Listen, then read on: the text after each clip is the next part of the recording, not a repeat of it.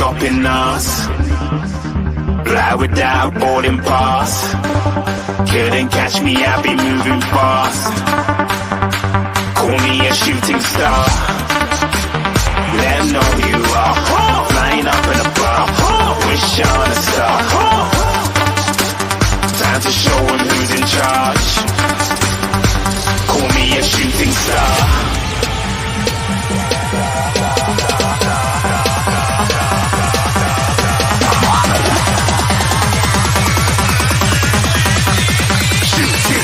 Didn't even get to cross.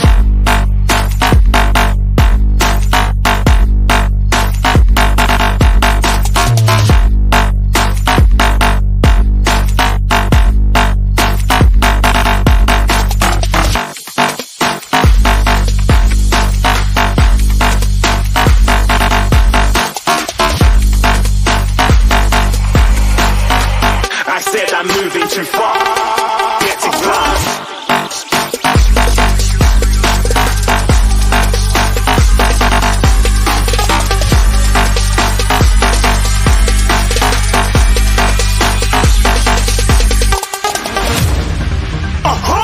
Looking at a shooting star. Got more than a couple of people going mad. I swear they're rooting hard. Tell them I'd be big in the game like she went and got them breast implants. I said I'm moving too fast. Didn't even get to glance. I'm ready to eat up track like I'm seated in a restaurant. If you had swag like mine, you know it's best to flaunt. We aren't hating because you want. Shining like it's neon. Rock like kings of Leon. Shooting stars across the galaxy. I stand out, so don't be mad at me. Infiltrate, I'm with my strategy. When I turn up, then I just have to leave. Shooting stars across the galaxy. I stand out, so don't be mad at me. Infiltrate, I'm with my strategy. When I turn up, then I just have to leave. Yeah, shooting. Yeah, shooting. Yeah, shooting. Yeah, shooting shots.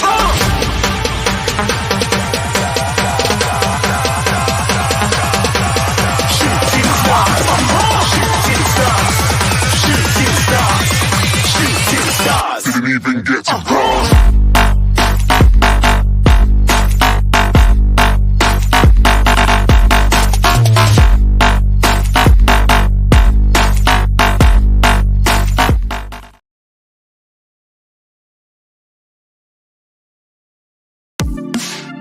The first game we look for, Robbie. Tottenham away. When we got Tottenham away?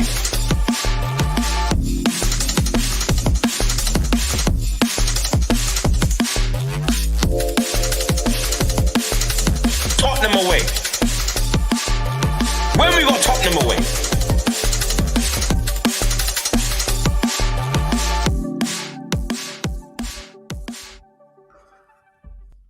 How you doing, everybody? Welcome to Tottenham Away. Welcome back. Great to have you here.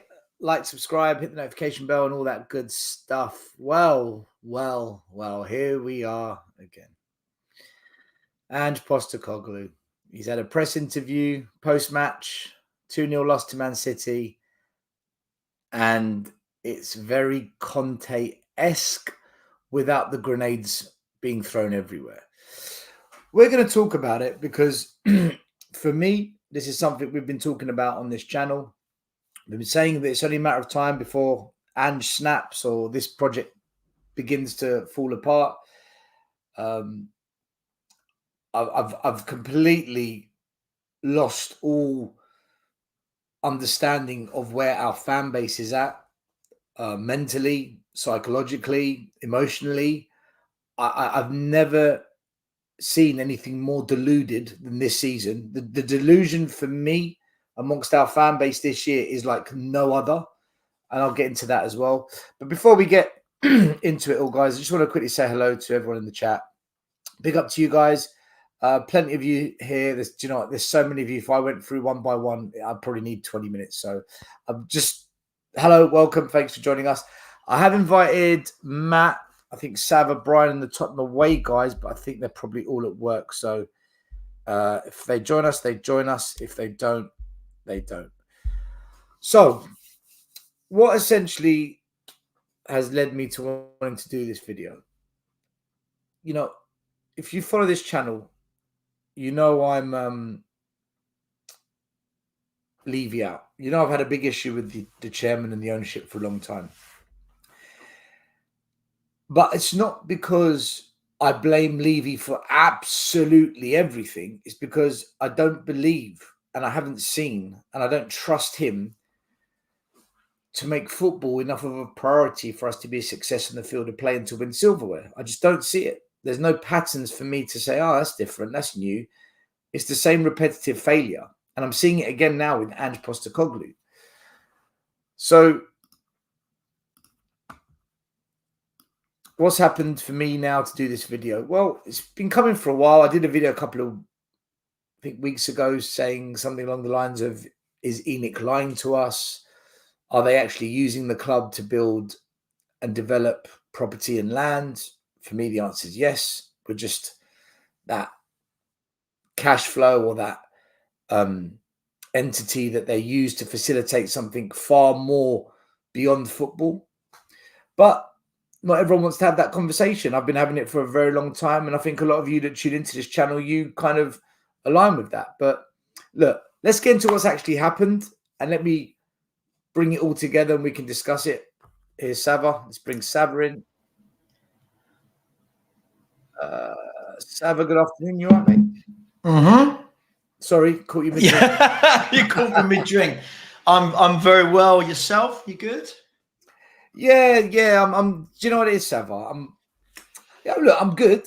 I'm good because we didn't let Arsenal win the league, and that's kind of what I wanted. But I'm just. You know, when you're not angry, but you're not fed up, you're just at the point of where you've accepted.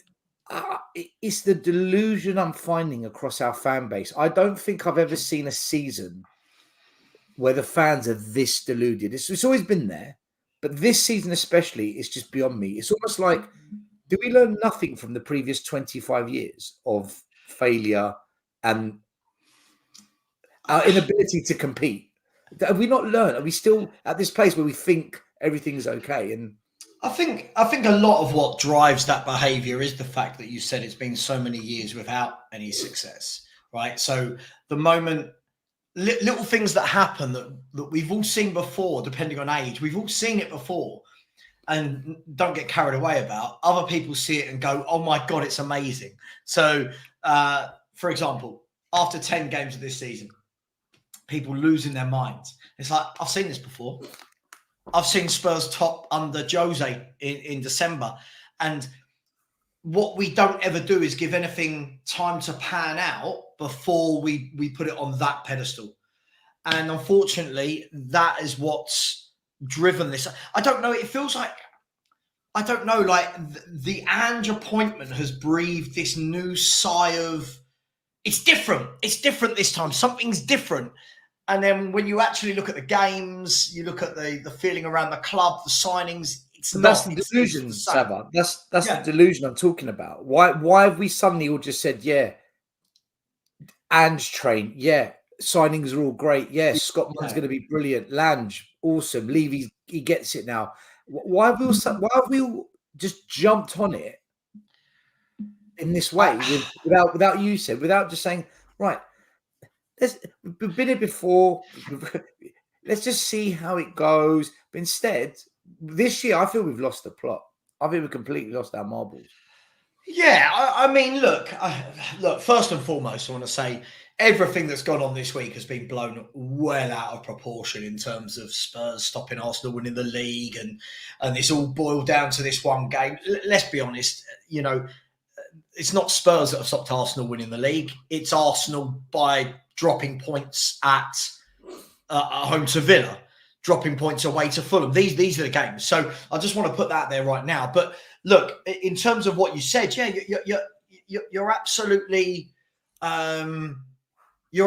spot on. It's kind of like we get really carried away very quickly, and if you don't get carried away, it's the age old, isn't it? You're negative. You're not a good fan. You're this. You're the problem. But for me, I feel like and forget. I don't care about yesterday. Like I know this debate has raged on about City, Spurs fans wanting City to win. You know my thoughts on this. My thoughts along all the way along were, it don't matter who I want to win. City are winning the game, right? It doesn't matter. We're talking as though we've got a decision as to whether or not we win 3 points against Man City. That's how fans were talking. I don't know. For me, I've got to the end of this season, and I don't feel any different to the way I felt at the end of last season. But other fans do, and I don't know why. I don't know if it's because we're not playing negative football anymore. I don't know if it's purely because Ange says that we're challenging for titles and that he wants to win things, and people associate that with we are winning things. I don't know, mate. I don't really see any difference now to where we were. Let's go back to Martin the old days. Let's go back to 2003, 2004, whatever it was. Are we any further forward as a football club now than we were then? I'm not sure. I'm not sure. Let's go back to 2003, 2004, whatever. Hi, Matt. Matt, I've had to mute you because there's an echo. It's almost like you got the show in the background. Yeah. Well, this is what someone else was saying on another show I did earlier on just now at Hotspur Hood. They're saying, well, is there a difference? Has anything changed? And the truth is, we're fifth. We've won nothing. We've been battered by Liverpool, Arsenal, Chelsea, Man City. All the top teams have just clobbered us in the space of 3-4 weeks. And we've gone out of all the domestic cups early doors. For me, this has actually ended as quite a shocking season from a club that is supposedly Big Six, going places, spent £230 million just this season, 200 million the year before, 180 the year before that, and a club that is the 8th highest revenue generating club in world football. It just says to me, well, hold on, what have we just watched then this season? Mate, I've just Googled it, and the Lasagna Gate game, right? The Lasagna Gate game. Oh yeah, against West Ham. That was the 2005-2006 season. So we're going back 19 seasons, right? I think if I'm not wrong, that's the game where we could have finished 4th but finished 5th, right? Yeah. I'll ask you, in all that time, Spurs have won a League Cup, but on the pitch, what has actually changed? I guarantee if I look at the 11 that started that game, and then I look at players right now like Bentancur, Johnson, Kulusevski, I guarantee I'd probably take most of those. So I don't actually know what's happened to make people change. Now, I don't know if this is me just being a simple human being. For me to get hyped up, for me to say, wow, I can see it, you know what? I need to see something. I need some evidence. I need some proof. I need to go, you know what? That was good. And I said to you the other day still, and then I'll shut up, I promise. I said to you the other day, if the start to our season had actually been the end to the season, and our last 10 games were winning 8 and drawing 2, yeah, and the bad form was at the beginning of the season, you'd say, okay, we're on this trajectory. But it's not. It's been the complete other way round. We started really well. Everyone started wetting themselves that this was the second coming of Jesus Christ, right? And in theory, in the last 27 games of this season, which is a big chunk, right? We're 11th in the table over 27 games of form. So I don't know where this draining positivity's come from, that it's different. I don't know where I'm meant to be believing this going into next year, that all has changed and I'll see what it's about next year. And I'll shut up now. Yeah, shut up, Trevor. I agree. Matt, how you doing? You all right? Let me unmute you. Sorry, I've got you on mute. I've done it. You good? Yeah, I'm good. Hello, Saba. First time I've been on a stream with you. So I watched your show. So I'm sharing with YouTube royalty. So I'm not sure about that, mate. I'm not sure about that. Yeah, look, I think there's been a lot of knee-jerk reactions to the result. the performance, Ange, Piers Morgan, every man and his dog has got a opinion on what happened and what didn't happen. I think the oldest one on this stream here. I've watched Tottenham in all its different guises be the nearly club. It's been the nearly club for so many years, and we all know the root of that problem. So we're damned if we do and we're damned if we don't, because we all love Spurs. We all want Spurs to perform and be better, but we know we've got this kind of entity above that's pulling the strings, he's manipulating, he's got his PR machine out there, he's got people on TalkSport, I won't mention the names, who, without saying they defend him, seem to defend him on every subject about Tottenham. So it's a difficult, what do we do? Because we want to support Spurs, but we kind of know it's almost impossible to win. So I'm just not sure. Have I resigned myself to us being a top 4, top 5 club? That's where I'm at the moment. I'm not sure. What do we do? What do we do? I agree. Yeah. You know, because we don't want to be negative, but then we don't want to be overtly positive, because it's kind of like, where are we? Yeah, but Matt, my question is, what's there to be positive about?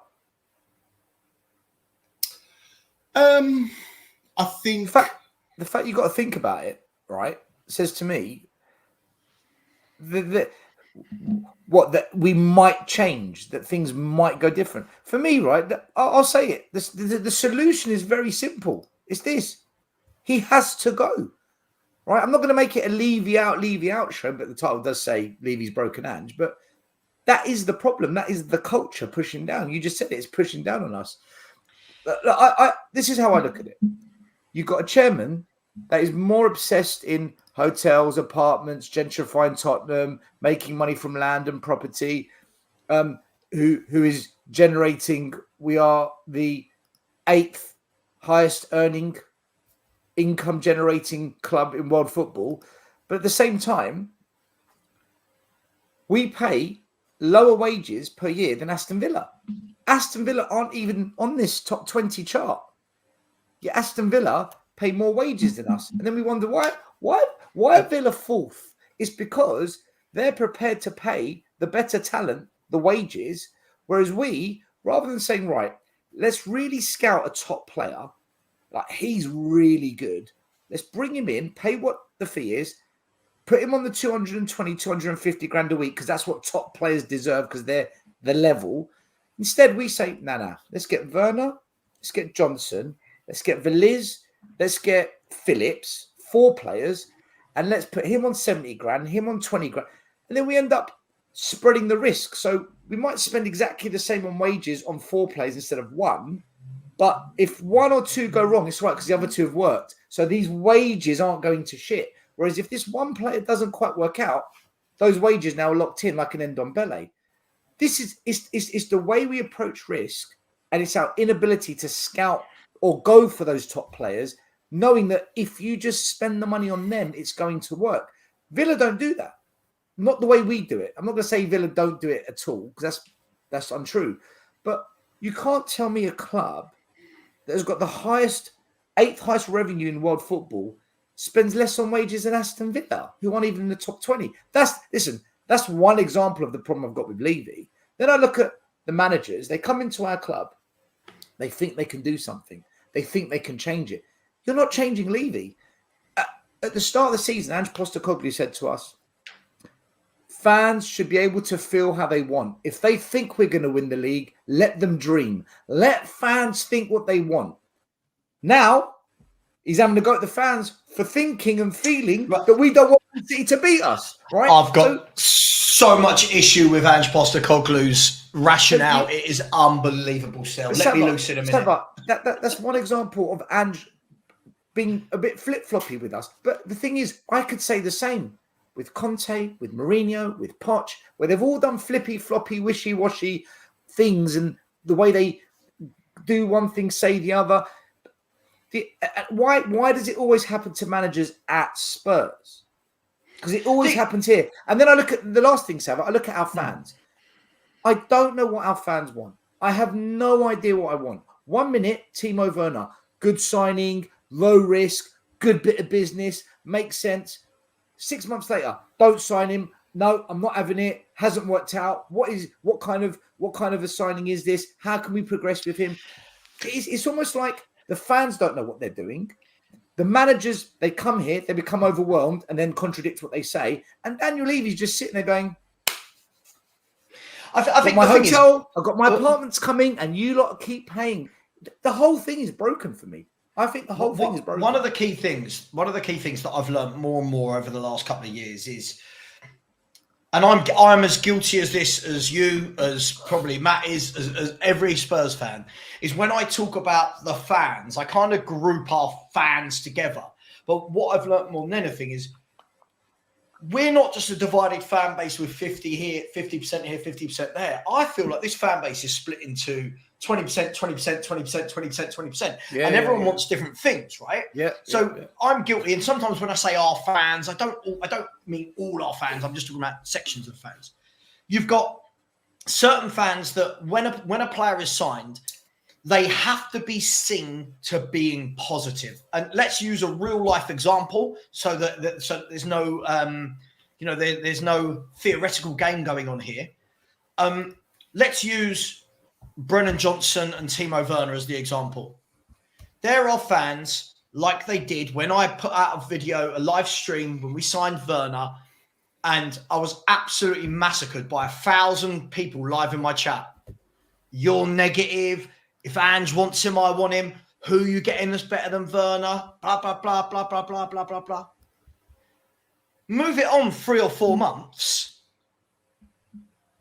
Now I'm seeing the very same people going, you know what? Hasn't quite worked with Werner. It's not who we want. It's not who we need. We need better. And that's because that percentage, and I don't know it's 20%, but that percentage of people don't want to be seen to saying something negative about their football club, right? Whereas I think we're probably a little bit more along the lines of, you give me the name of a player and I go shit or brilliant or somewhere in the middle. I don't go, nah, we'll see, right? The other problem we've got with this fan base... Give it time. Those fans are us. Give it time, you'll see all of this as though they know at the ceiling of every player, right? The other thing with our fan base, we're also split, right?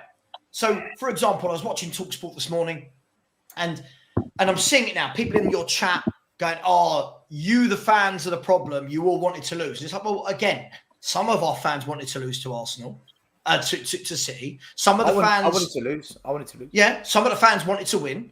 Some of the fans, like me, I was in the camp of, it doesn't matter because City are beating us anyway. But everyone, we all get put into this melting pot of the same mindset.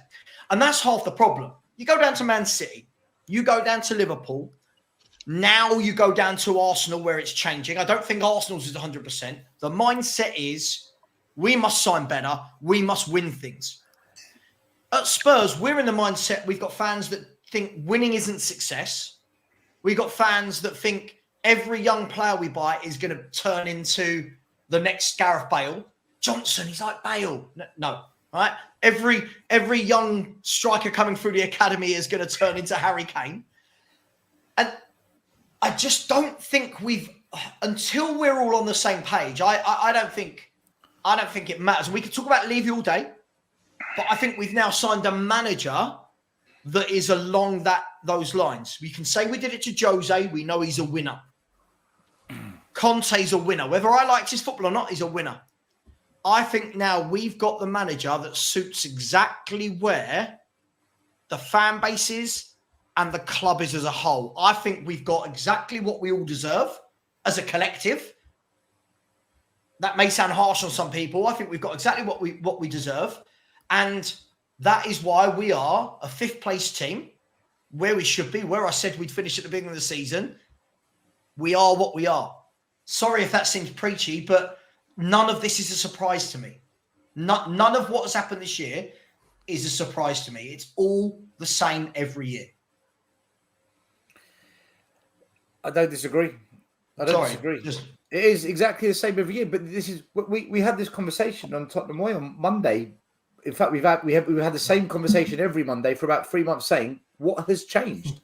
We look at it and we say, but where is the change? And we can't see it yet. Everyone is telling us we're going in the right direction. Ange is the perfect fit for Spurs. I'm like, okay, but I'm now seeing the cracks. Let me bring in Maz as well. Guys, I just want to play the video, right? This is what's kind of triggered this, okay? Let me play the video of what Ange said that's kind of created this. Well, why I set the show. I think I need to hit the play button somewhere. Yeah. Can't hear it. Nothing there. Can you not hear it, Maz? No, I don't think any of us can hear it. Right. Let me try that again. Sorry, guys. I don't know why. Technical issues. Of course. It's a video file. It should play. 48 hours has revealed to me the foundations are Hear fairly it? fragile, mate. So Yeah. I just think that's, like I said, the last 40 hours has revealed a fair bit to me, and that's all right. That just means I've got to go back to the drawing board with some things.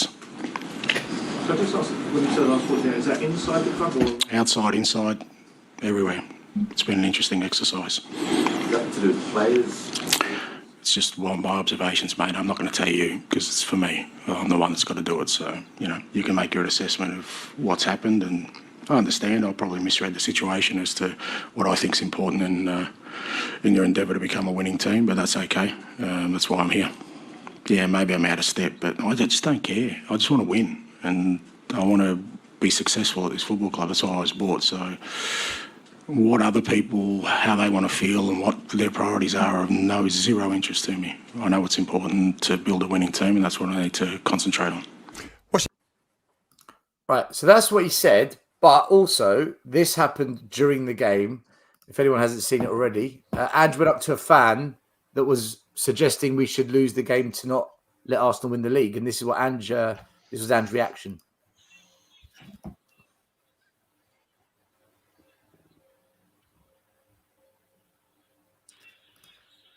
He's endearing himself well, isn't he, to the Spurs fans? He's doing well. Well, that's Ange having it out with the fan. And then off the back of that, plus the video we just heard, which was the press post-match interview, all of these images have started floating around the internet. So it's Ange talking about the fragility inside, outside the club. And then it brings back all the Conte sayings, why do we celebrate fourth place? And they're used to it here. They don't play for something. They don't want to play under stress. 20 years, the same owner. They've won nothing. Then it goes to Mourinho. The only club I never felt connected was Spurs because President Levy never let me play in my final. And then people now saying, right, well, enough's enough. Daniel Levy, you've tried every type of manager. Lies, you're the problem. And then someone's listed all the different transfers that didn't go ahead under each manager and all the problems each manager had. Even Mido, ex-Spurs players, come out on Twitter and said, it's a shame that such a historical club like Spurs can't win trophies. It's clear that there's only one thing in the owners and board's head, and it's making money. I really believe that Spurs fans deserve better. I mean, the club got everything needed to go to the top. Unfortunately, this will never happen with the people who are running it. So he's taken a massive shot at Daniel Levy. And guys, here's the thing. This is exactly how every season and every show we do ends. This is why we were saying 4 months ago, what's changed? And here we are. And have we not done this show maybe 100 times before? This exact show, but we've added another manager to it. That's all.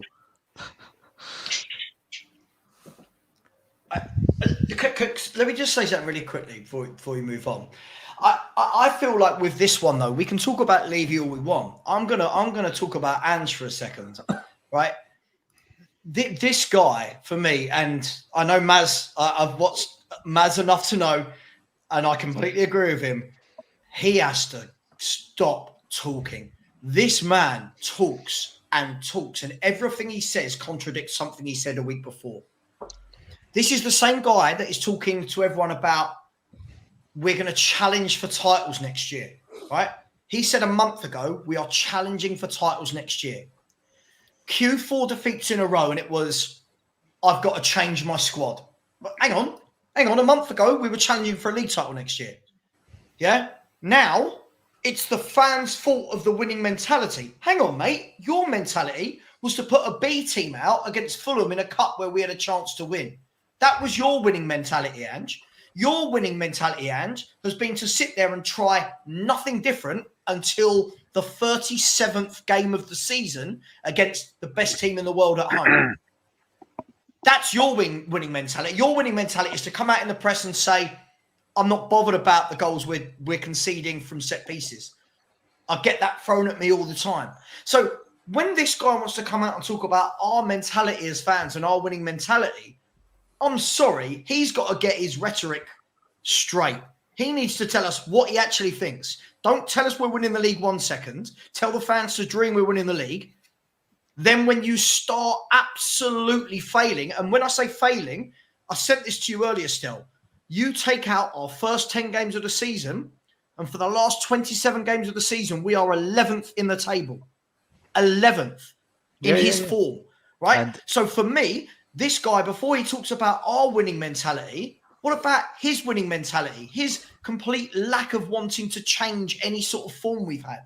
His lack of coming out today, sorry, I'm ranting, coming out today and saying, Dragusin's a really good player. All right, mate, then why for the last 4 or 5 games have you been playing Ben Davis, Emerson Royal and Ollie Skip at left back instead of putting Dragusin into the team? So I think what's happened here is his own deficiencies or inefficiencies, whichever the correct terminology is, someone will tell me, right? He is now putting onto the fans because he is well out of his depth. Everything he's saying in the media, he's starting to sound very, very amateur. And I don't think he knows what to do now. He can keep saying he's trying to build a winning team. Mate, you're buying Brennan Johnsons. You ain't winning nothing, mate. See, I'm so pissed off with him. God knows. Sava, you've said everything that effectively I was going to rant about. So I'll let you off. But are we letting Levy off the hook by doing this again, guys? Isn't this what the board wants? Well, here's where I'm really conflicted. Part of me says that, look, we've got to see this play out. As I said last week and the week before, we've got to see this play out because we are in such a position now that just getting rid of Ange, I'm not sure will really solve anything. And what other top manager is really going to want this job? I mean, we've gone through them all, so I'm not sure another top manager is, that we are yearning for as a club and as a fan base is going to come. So we'll end up with Ryan Mason, and I think that's unpalatable. My other side of me is like exactly along the lines of what you said, Sava. You can't build the fan base up, right? And then as things don't go to your plan, blame the fans. And then blame the structure of the club, and then blame this, and then blame that, and then say, I'm here to win, mate, and all this sort of stuff. Because if that is the case, then why didn't you make your assessment earlier on in the season? Why did you make such poor signings? Why haven't you played the players that you bought in, i.e. Dragusin, in the positions that they can play, right? Why has your marquee signings not delivered, right? Why is Timo Werner at this club?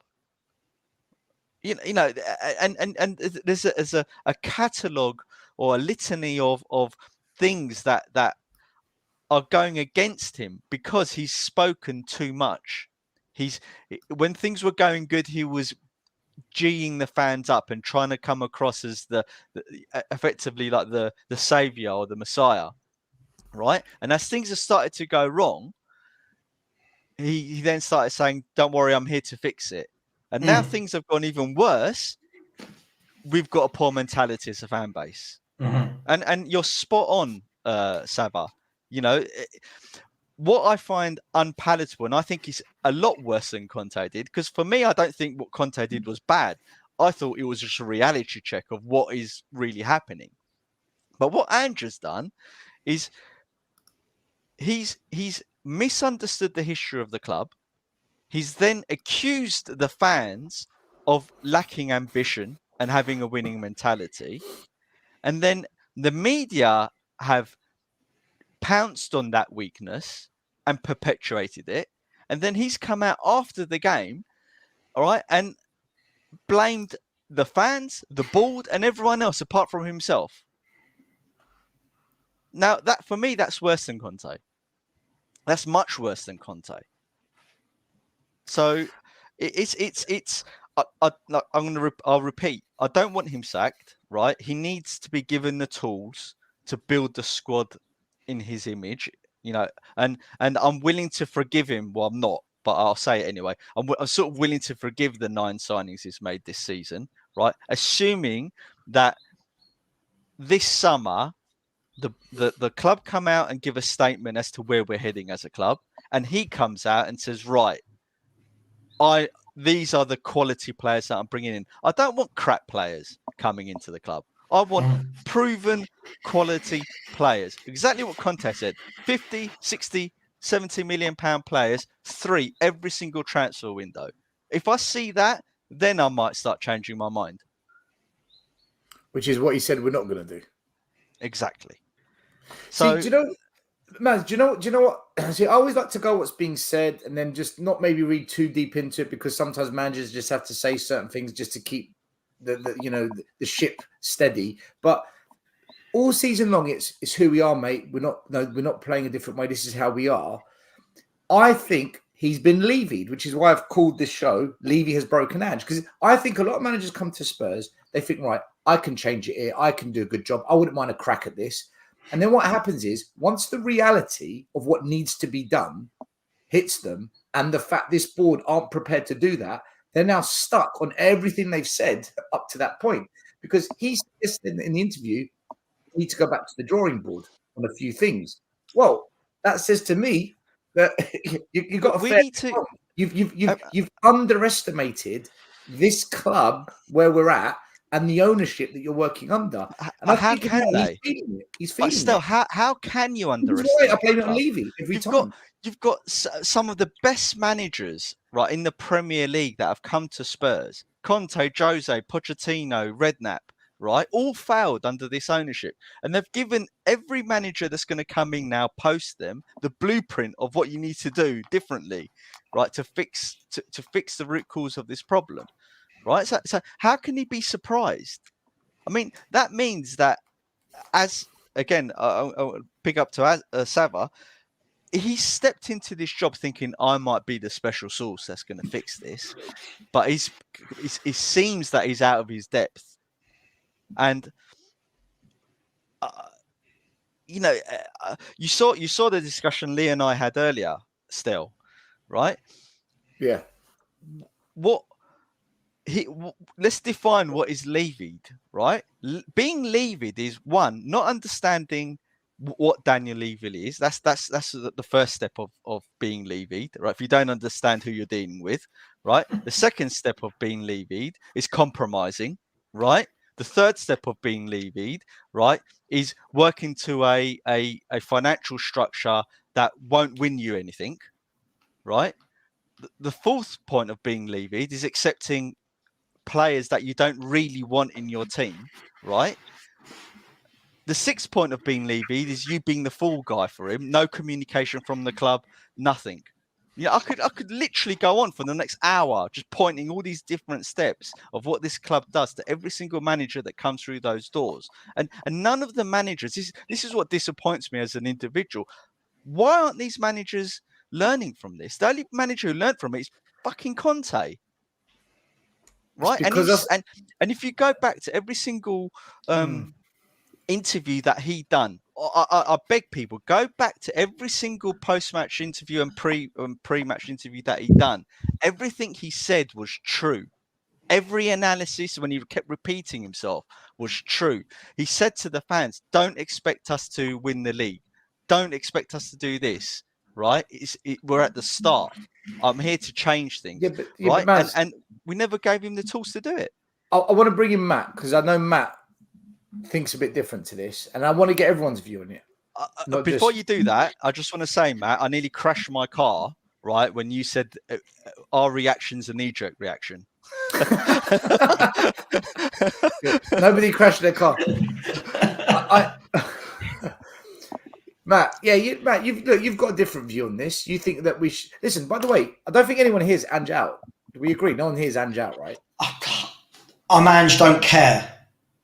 Well, actually, no. Sorry. How do we put it? We're not Ange out. We're not Ange in. We're Ange out. Ange out. But again, it's another manager. It's another cycle.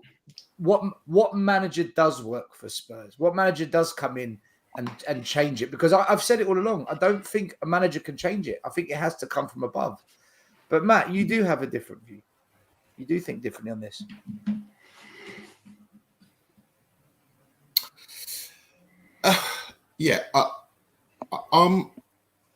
I'm relatively optimistic, but I still stand by my original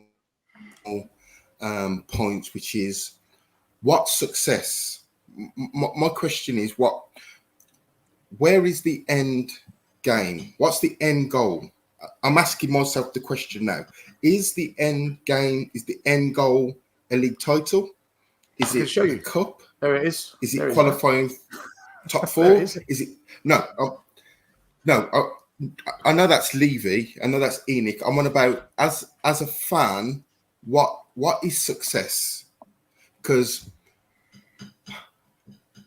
Ange said he wants to challenge for the title towards the end next of year, the didn't Conte he? and towards the end of the Jose. Ange said he wants to challenge for the title next season. Pardon? Ange said he wants to challenge for the title next season.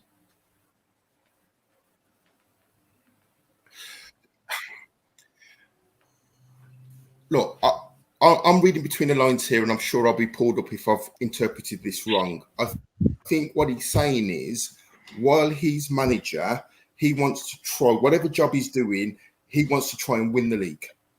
So I admire that sentence. The reality we all know is something different, but I get what he's trying to say. You know, if I'm running the race, I want to try and win it, regardless if Usain Bolt's in the next lane to me or whatever. I understand the competitive streak of whatever I'm going into win. I admire that.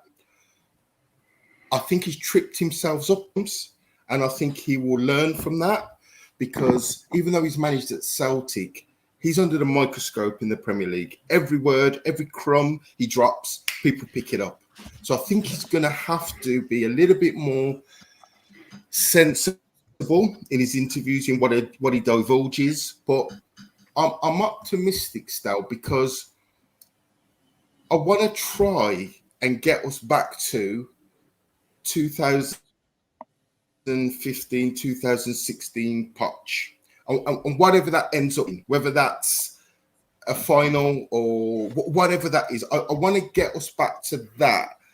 We've got juggernauts in front of us, which is Man City. If you now look at what Arsenal are doing, I think Chelsea look better. Jury's out on Man United. Living in the Midlands, Aston Villa look better. But I don't know. I don't know what is success. I mean, what will satisfy? If I ask the panel individually, what will satisfy you as a fan? It's such a difficult period to be in, because some might say I want to win a league, and then everyone's going to say, well, that's not going to happen. Some might say I want us to qualify for top four. Then someone's going to say, well, that's your limit. That's defeatist. Some might say I just want to watch entertaining football. So, guys, it's a real difficult position to be in. I think the premise of the question: what is success? The premise of the question is wrong, and I'll tell you why it's wrong. The opposite of what we're seeing for the last 25 years. But let me explain why I think the premise of the question is wrong. Because what we're doing is we're applying work-related methodologies, right, and key performance indicators to football and sport. Right. And when you're saying what is success, well, you're in a competition, and the competition is to either win the league or win the tournaments in and around the league that you're participating in, right? And now what's happened is because not everyone can win the league, you obviously, and because it's so money driven, certain clubs that don't have a history of winning, right, will say, well, if we can, finish top half of the table, that's really good for us because we normally get relegated, right? Our history has shown us that we're a cup winning club historically. Therefore, as a minimum, we should expect what our history's done for us in the past, right? So and success for Spurs we should be attempting to win the league, and falling short of that is not success, which is why Conte, when he finished fourth, said to his coaching staff, why are you celebrating fourth? It was success for the board because they get more money. For him as a sporting person, it's not success because he never won the league. Do you get what I mean, Matt? So we're playing into Levy's hands by saying, "Oh, what is success?" No, we're in a competition in elite sport. We should be aiming to win something, and if not win something, then at least compete to win something. Is it fair to say, right? Is it fair to say that what success is for Levy and the board, what success for managers is, and what success is for fans all looks different? For example, Levy and the board is money, financials, profit, wealth. For the fans, it's either entertaining football, a day out with your friends where you feel happy, or winning silverware, because we are split on that, as Savva said at the start of the show. And for the managers, it must be silverware. Surely they don't come to Spurs for anything but that. Whether they achieve it or not is a different story. So are we aligned, owners, fans, manager? Because I don't think because too much time has passed. So the problem is now, you hear people talking about phases and projects. Like when people say things to me like, "Be patient, it's year one." For who? This ain't year one for me. What are you talking about?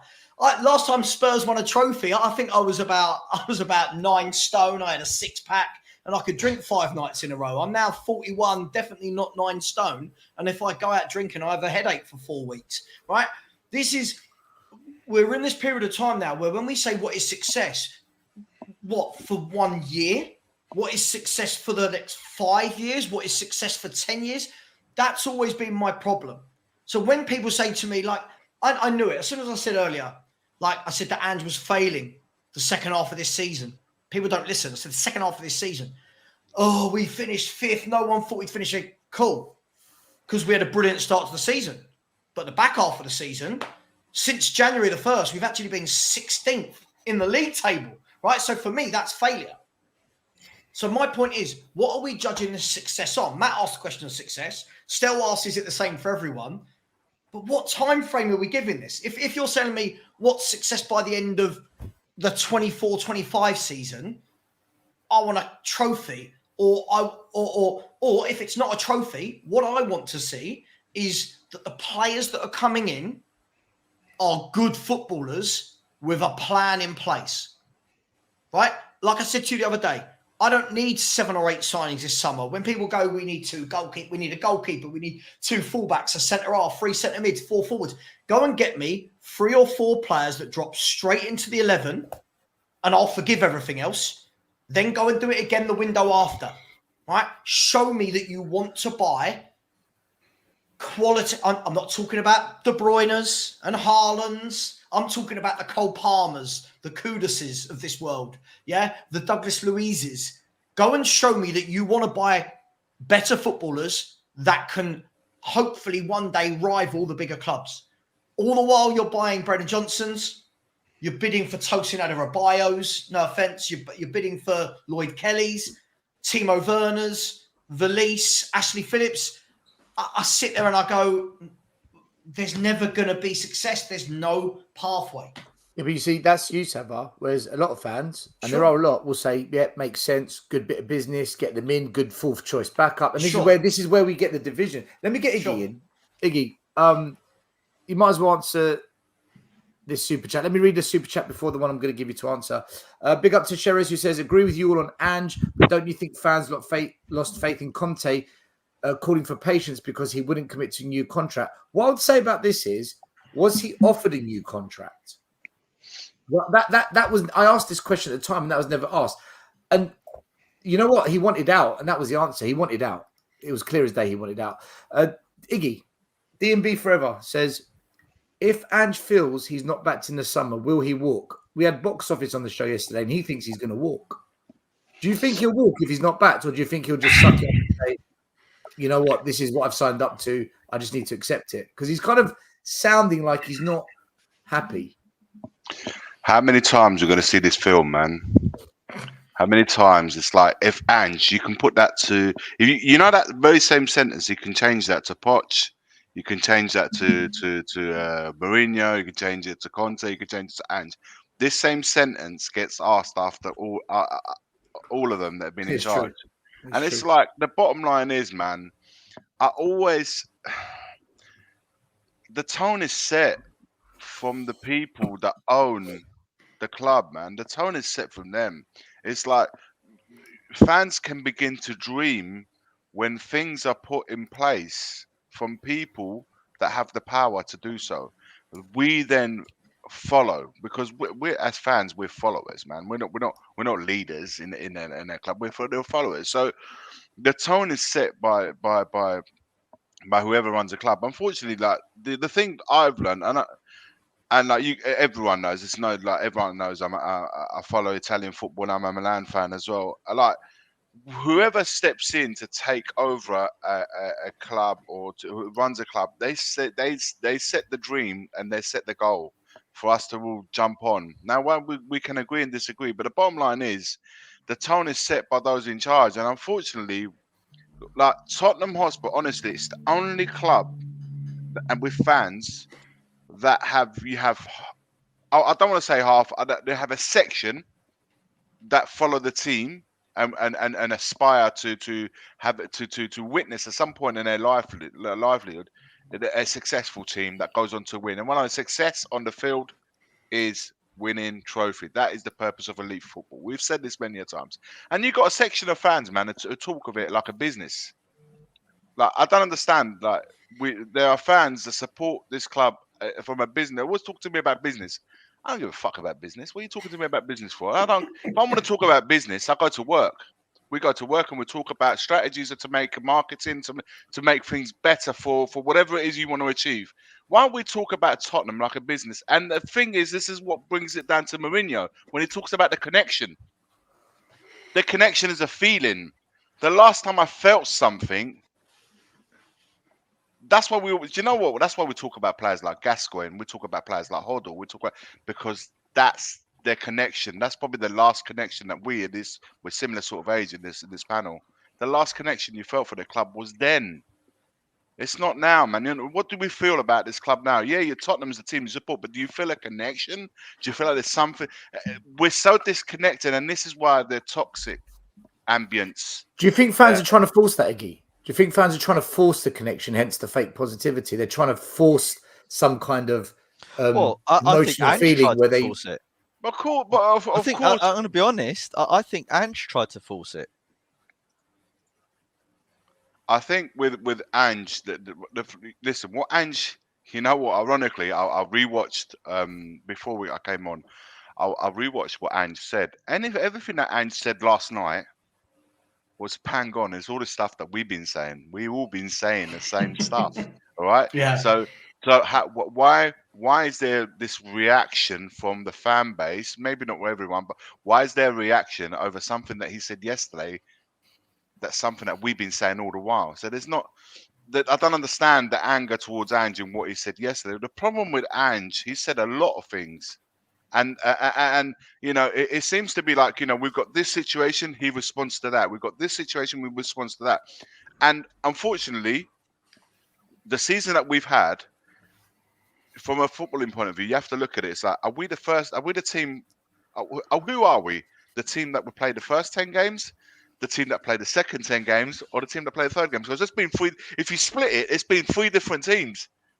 Massively, like it's just so Jekyll and Hyde. It's unreal. And listen, I can get that. Season 1, that can happen. Things have done. So he has to. The only thing I would say to him, and then probably he needs to have someone next to him that kind of like, directs that ship. Just say keep things calm because, mate, the fans, we're on edge. It's almost like something like this needed to happen to blow the lid off of the things because everyone was already there. But the managers are not doing this in the sense of they're not the ones that created this ambience because he's been here 1 year, man. But this has been happening for about 10, 12 years. Yeah, but We've been on the edge. Iggy, this is what I said earlier on. When Arteta went through a difficult patch, it was the chairman that came out and said he's out. Wait, I was getting to that. I was getting there. Okay, I was getting I there. jumped the gun. I was getting there. The problem you got, though, is how many times have I said this still? The club presence, man. Where the hell is the club presence? Because in modern day football, man, if those of you who, and it is a criticism, but I'm not directing at anyone in particular, but a lot of people, man, don't watch football outside of England. I have to say this as well. They don't watch football outside of England and how clubs are run. Clubs are run in the majority of the world, not in England, but in the majority of the world, they are run. You have owners, you have the director of football, you have the sporting director who deals with the team affairs and who's by the side of the manager who runs the day-to-day running of the club, of the football team. The coach, the managers are coaches, and then you have the owners and stuff like that who relates to the director of football, who's the go-between the man. Do you see what I mean? Everyone has their clear place and what it is that they have to do. We don't have this here, man, especially at our club. We don't have nothing behind the manager, who's often isolated and left alone in good moments and in bad moments. But at Tottenham, in particular, you find out mainly through the bad moments. You look at the manager and you see someone that comes in that's positive, that wants to do stuff, and slowly he becomes this, because the level of toxicity of this club is incredible. And when in the hard times, you see him like almost like he has to answer all these questions all the time by himself with no support. And that right now, the day after all of this has happened, you'd expect a club presence that's put things in, like put water into the fire and say, yo, calm down a little bit. We're moving forward with Ange Postecoglou. This is our plan and vision for the next 3 or 4 years. Calm the ambience down a little bit. Calm us all. The Spurs fan, what happened? Calm it all down a little bit and refocus. We don't have any of that still. We don't have any. And the thing because Levy's petrified. He's petrified. And the problem you got with Ange, he's a sucker for it all. This is what we're going to do. This is the plan. Because then he can be held accountable. If he comes out and says, in the next 3 years, we want to lift the Premier League title, he will be held accountable to that. I've never known a director. I've never known a director or someone of a CEO that has the position that they have in any line of work and not be held accountable. I've never known that. You go work when your line of work right now, and there's a CEO, wherever it is, there's a CEO director who does what he does, makes the decisions that he does every single day. Because and when things are successful, and we don't hold because the CEOs, right, that you're referring to normally don't own the organization. The CEOs are installed by the investors and the owners of the organization, whereas Levy owns 30% of Spurs, and he's instilled himself as the CEO. Well, obviously with the larger shareholders agreeing to it, him as the CEO. He's judge, jury, and executioner, isn't he? Exactly, and that's why he's not accountable to anyone unless things get so bad that the majority stakeholder, i.e. the Joe Lewis Trust, right, says, hold on, Daniel, I think we need to change direction here, or we're losing money, or something along those lines. I ask you this though, what direction is there to change from their part if they deem success a bit different to what we do? They deem success, and this is where the fans come in, right? This is what this is why unless fans, you guys have seen the photos that I've sent over you, how they do things in Europe many a times, the ultras, how they speak, the banners that go up when they're not happy with direction. But the problem is, it doesn't happen here. It's not. It happens at United. It happened at Arsenal. It happens at clubs. It's just I don't know what it is with our club, but for whatever reason, we accept it. we tolerate it. We think, yeah, this is going to work. Yeah, this player's good. Yeah, this tactic's different. Yeah, give it time. It's almost like we make every excuse but to do something about the inevitable. And this is what I've been banging on about for years and years. Yes, have a quick super chat from AJ who says, Big Ange is starting to plan his way out of the club. And plus, people say previous manager spoke cryptic. Last night was very cryptic, man, because this is why we're having these streams, and this is why we're having different fans who've interpreted what he said in many different ways, because it's nothing very clear. Because and that's the we've problem heard with it before. Yeah, exactly. That's the same vibe. And where's the club? The thing is, I almost feel that the club they do play a massive part of allowing all this shit that we're talking about right now happening, because they could have squashed it out with a club statement. But again, the club statements are never forthcoming because nobody ever wants to play, wants to be accountable. The same old, but then we have a media circus over the reels that will come out every day from the club training, the club training ground with everyone doing little skill, working hard.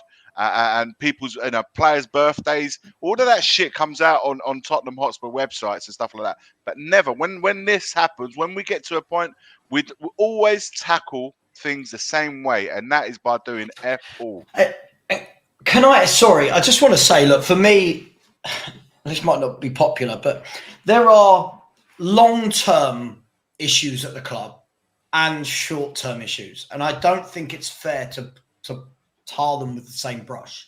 So as an overarching issue, is it Daniel Levy and the way Tottenham Hotspurs run? I think we all know it is. And I don't think I've said anything different since 2000 and whenever he sacked Joel at half-time. I don't think I've ever said anything different. But blame the fans, not Levy. Sorry, what we saw last night, that behaviour, for me, I think more than Levy taking the blame for that sort of thing, for me, I think the manager needs to be looked at. And just because Levy, it doesn't mean you have to like Levy to say that, but I feel like Ange is getting away with a lot. Ange has failed and succeeded all at the same time. But how many managers, Sabah? Hang on. Yeah, but they're all different. They're different scenarios. Last night was nothing to do with Levy. Last night was Ange. You can see it. Notice we've lost 5 of our last 7, right?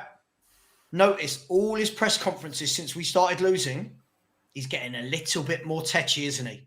He's getting a little bit more shorter and sharper and shirty with all of the press conference. So when he comes out last night with all this crap, as I said, sorry, Ange, you're the one that tried to win all the fans over in one foul swoop. Dream, go and dream. We're going to win a title. We're winning the league next year. Dream, go and do it. Maybe then don't say that because you've brainwashed half the fan base into thinking that that's happening. The problem is now that that's not happened, now that he's got, I believe, game for game, he's got the worst defensive managerial record ever at Spurs, if I'm not wrong. In the number of games he's had, the goal ratio that we concede is the worst we've ever had in that game time. Does that make sense? Right? That's on him. We can blame Levy all we want for all the other stuff, but this is the man that got given Van de Ven that he wanted, praised Porro and Udogie saying they're brilliant fullbacks, says Romero's world class, praises all the central midfielders, and when we were top of the league, 8 wins and 2 draws, I didn't see him coming out and saying, I need new players. I saw him coming out and saying, believe, right? Hang on still, right? And I didn't see a lot of the fans talking about Levy at that point. I'm not saying people here, but I didn't see a lot of the people talking about Levy then. They were talking about, oh my God, this is different. We're winning the league. All of a sudden, the form goes to absolute shit. And all of a sudden now, we're not going to put any responsibility onto the manager. Now, the bigger problem, Levy. But the immediate problem for me is this manager isn't good enough from the position we were in to see us into the Champions League. Now, whether I want Champions League is a completely different conversation here. But we were so far ahead, and all he had to do in the last 27 games of the season, right? was get 5-6 more points. And he hasn't. He's finished 11th in the form table. And I'll keep coming back to that. Below Everton. Right? 8 points below Bournemouth. Right? So, yes, Levy is a massive problem. But I'm sorry, I can't just look away from what this manager is doing and say that's on Daniel Levy. No, Sava, you're right. This guy's got a good enough squad to not be losing 5 out of 7 games and conceding at the rate of knots we are. Because, sorry, last thing. If Bournemouth can set out in games and defend, right? If Everton can concede far less goals than us in a season, right? If West Ham in the last 27 games, then you're not telling me a decent manager can't at Spurs. So for me, yes, Levy is the devil, but all of what we're seeing here isn't all on Daniel Levy this season. But Sava, but the problem is, I agree with everything you said. There's not one thing you said that isn't true, right? However,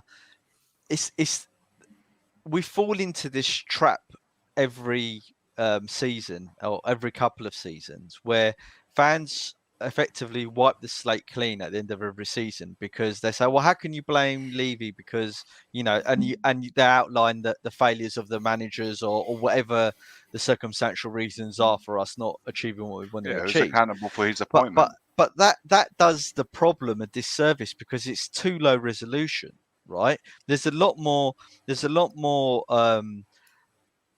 data, right, and causality that makes all of these problems keep repeating themselves. So by not for that, I agree, Maz. I agree, but what we can't do is just say everything is on Daniel Levy because this manager, you say he talks too much. He came out and said he wanted Brennan Johnson. Right, that's not on Daniel Levy. He spent £50 million on a winger. Let me give you an analogy then. Right, you've got a fleet of ships, right, and the ships go out to battle, right, and the captain steering the ship is responsible for that performance of that ship and his crew, Now, if there's a design flaw in the ship and we keep losing the battles and we keep losing the captains and the staff, right, they keep getting sunk, right. Then it's the overall Navy and the person in charge of the Navy that's responsible because he's giving them dodgy weapons and ships. But by focusing constantly on the captain. No. Right, hang on. I get Maz, I get that. But hang on, right? If I ask 9 out of 10 Spurs fans, right, I'm told Van der Ven and Romero are brilliant centre-backs. Right? Van der Ven and Romero are brilliant centre-backs. I'm told Porro's been one of the best right-backs in the league. I'm told by most of the Spurs fan base they wouldn't swap a Dogie for another left-back in the league. So I'm asking you this. You've got those 4 at the back. How do we concede 61 I'm not goals? saying you're wrong. So you've got to put some of this has to go onto the manager. Absolutely. I'm not saying you're wrong, Sava. It's the way we set up as well. I think you're bang on with your points. I think that's the manager, I blame Ange for a lot of things, right? And I haven't been on board. But I think after 24 years, I think I'm beyond. I've gone past. Yeah, that. but the thing is, you're talking about the same things. We're talking about the big number one problem, which is what Sab was saying. The big number one that we've had for years, and also the problems that we've had this season. So this season, Ange, listen. I don't know if Ange is out of his depth or not. We won't find out until the following season, giving him another season, because too much has happened during the course of the season. Are we saying then, guys? Are we saying then we've got better players than Aston Villa, and then we should have finished above Aston Villa for fourth place? Hang on. I don't agree with that. He proved also to be very stubborn. Still, he proved also to be very stubborn because what he did yesterday, right, where he dropped the line a little bit. When he brought Dragusin in, he put Van der Ven left back, he put Maddison in the final third. Right. These are things that we were kind of saying, well, as soon as Udogie got injured, and even Davis being injured, mate, you shouldn't have gone to Emerson. You shouldn't have even looked at those players because they've been tried and tested in their own position. They failed. Imagine going to put them in another position and making them fail there. When you had Dragusin, who we spent 30 million on in January, sitting there thinking, what have I got to do to get a game here? And And it was the obvious thing, the most, and I get why we was playing Mickey van der Ven through the middle because of the high line, blah, blah, blah. But yesterday he showed, I don't know what possessed him.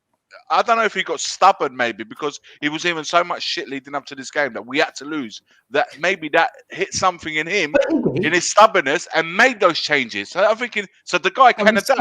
In fact, but do you know what? But all the things that we was poor at, the set pieces and corners, we were actually better yesterday. The thing is, let's say one thing. We lost yesterday because Man City are better than everyone else. Man City. Hold on. When Conte, Mourinho, and this lot did the pragmatic low block, we beat City. Yeah, right? But that not every. Previous managers have beaten them. So but not every game did they beat them. Do you know what I mean? Look, the first time Man City have won in our stadium in the league. Yeah, sure. But this is the thing. This we is could have where also won with the chances that we had. With the chances that we had. But we made the changes. Yeah, but still, with the chances that we had, there were game-changing moments where we could go to 1-1, and you don't know what's going to happen then. You don't know. We had so many opportunities. Then we give away an insane penalty. But hang on. I just want to say my point, Sava. I just want to land my point. Just my point on this, right? I think all these points are valid, by the way. There's no wrong or right on this for me. But all I want to do is be, for once in my life as a Spurs fan, I just want to be in a position where I say, do you know what? We haven't signed the greatest players in the world because we're not Real Madrid. And that will never happen because we will never be Real Madrid. But there is a caliber of player that we can bring. We've proven it with Van der Ven. We've proven it with Berbatovs and Modric. We can build a squad of 17, 18 players where we can say, do you know what? This manager's got the tools. There are no excuses here. But what I find is, no matter what manager comes to this club, I've always got this niggling doubt in me where I say, but that player and this player and these players, they're not good enough. I just want to be in a position where for once in my life, I say, I am going to blame the manager. I am going to blame your tactics. I am going to blame the decision-making. And I'm going to blame the substitutions because you know what? Players are good enough. Because you've got adequate tools. And I'm finding that we don't have that. This is an excuse for Ange because I agree. Why didn't you make these defensive changes in previous games? I agree with that. Yeah. But I've always you could have got the points that would have earned you the Champions League by doing it earlier. But I've always got that excuse of like, I can't properly judge a manager until he's got the tools. And I can. Absolutely, I can. This is the difference. Okay, but this is the thing. So let's look at this in terms of the short fully judge them, not just one. You can fully judge a manager. Of course you can, because there's managers at lesser clubs, no disrespect, that work much better with players that none of our fans would want anywhere near our 11. But forget what our fans think. If they're better players, they're better players. Doesn't matter what our fans think. I'll use Bournemouth for an example, right? Yeah. Look at Bournemouth, right? What a wonderful job that manager has done at Bournemouth. Setting them up, difficult to play against, play some good football. Look at Glasner going in at Palace. But that's silly. That's childish, isn't it? Because they're bound to be bottom half. Because our managers have to get results. Yeah, but still they're bound to be bottom half because they should be bottom half with the players they've got. But my point is the manager gets the best out of them, sets them up to get the best out of them, right? I'm judging Ange not on did we finish fifth. I said all season, anyone that's bothered to listen to me, I know lots of people don't want to. Fair enough. Said we finished fifth or sixth. I said we'll finish fifth or sixth all season. Yeah. So for me, when people are going, oh my God, he's overachieved. I don't think he's overachieved. I think we've got the fifth or sixth best squad in this league. So for me, it's not an issue. But I'm not saying he's done badly, right? My whole point with this is his outburst last night, if we want to call it that, isn't the same as an outburst by a Conte. Conte's outburst was about the club and what the club do, right? His outburst was nothing's changing at the club.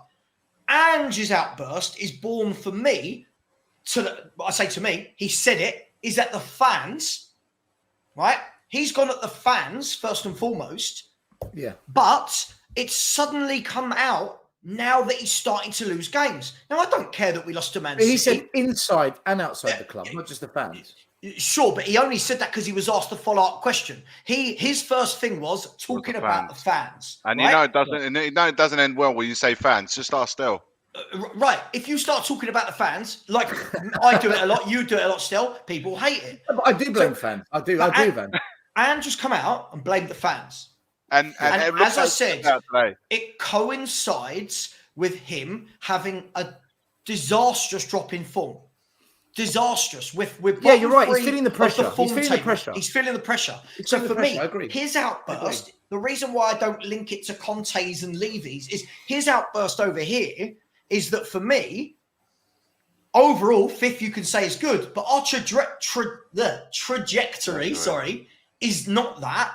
Our trajectory this season is we started there and now it's gone like that. Yeah, 100%. That's our trajectory still. If you're Chelsea, for example, I'm not going to put them on a pedestal because they should be doing much better.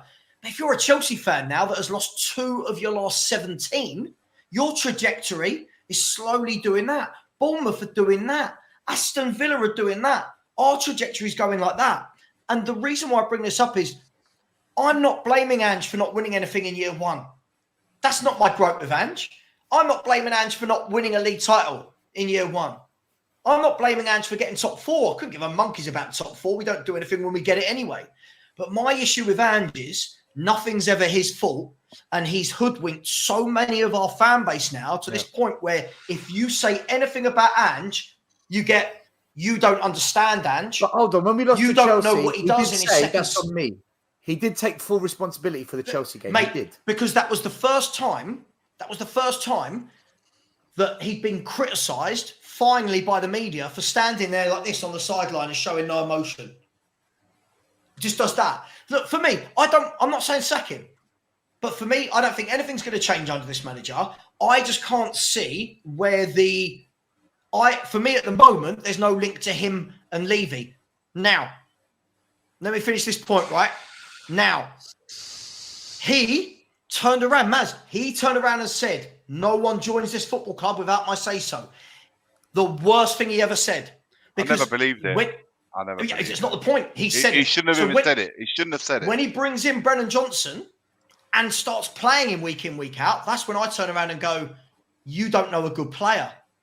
You don't know a good player. That goes against your point, though. There is a link there, then, isn't there? Why is there a link between because by him accepting the shafting by Levy, then he's complicit. Hang on, I think he wanted him, Maz. I think he wanted him. He wanted him at Celtic. Yeah, I don't think this guy's talent ID. I don't think he's worked out the difference between what you can take to Celtic. Yeah. No offense. If you look at Celtic's 11, you're spot on. I agree. What you can take there and win versus what you can take over here and win. But then, how do we explain Solomon, Timo, Phillips, Valise? Who else did we sign? I think they'd all be brilliant at Celtic. But the point, and this is something I think we can infer this quite accurately because the same thing happened to Conte, Mourinho, and Pochettino. Right? Is if that's the only type of players they're offered, then they've got to say yes to something. I fail to believe that, Maz. You're telling me that we've put into place this brand new director of football, scouts, all of this, and the best they could come up with on the right wing was Brennan Johnson all summer. We don't know what their budget is. I just don't. But think he's 50 million. He was 50 million pounds. Yeah, that's more than Cole Palmer. That's more than Moussa Diaby. Yeah, but we're only willing to do that for one or two players, right? To do at Spurs, though. No, guys, I know what this is. It's the wages. Still, what are these people? These people that just been mentioned. I don't even know who they are and what they've got to do. No, but hold on, Stel. Maz, can I explain this though? Because I know the answer to this. Aston Villa. Yeah, I know you do. Aston Villa. I know you Go do. on. My point is very short. I think it was the last show I was on with you, Sava. I said we were discussing. Actually, was it with you? I don't know. Everything's molding into one now. we all look the same, us YouTubers, right? No, it's just all the different conversations and stuff. We were discussing the transfers, right? And one of the ways that the transfers works in any big organisation and clubs, right, is they'll have a list of the players that they're going to go after. They'll have multiple negotiations happening at the same time, and then eventually those negotiations and those sign off and approvals will go up to the board. All right, and the financial controller and Levy will sit down and say, right, what can we afford? Well, we can't afford that. I ain't paying him that. I ain't paying him that. That's over their budget. They want this guy. I'm not paying him that. I'm not giving him this bonus. I'm not giving him that. And then by the time Levy and the financial controllers are done with those lists, they go back to Ange and the thing and say, well, I'm not buying it, Maz. I'm not buying it. But you're saying that, but we've got history to prove that we buy absolute dog shit. But we also have bought some good footballers. This is the problem. We buy some good players, but some, right? So what you're saying is we lack consistency. There's no consistency. But for me, Ange needs to turn around. Ange needs to turn around. When he's offered Brennan Johnson.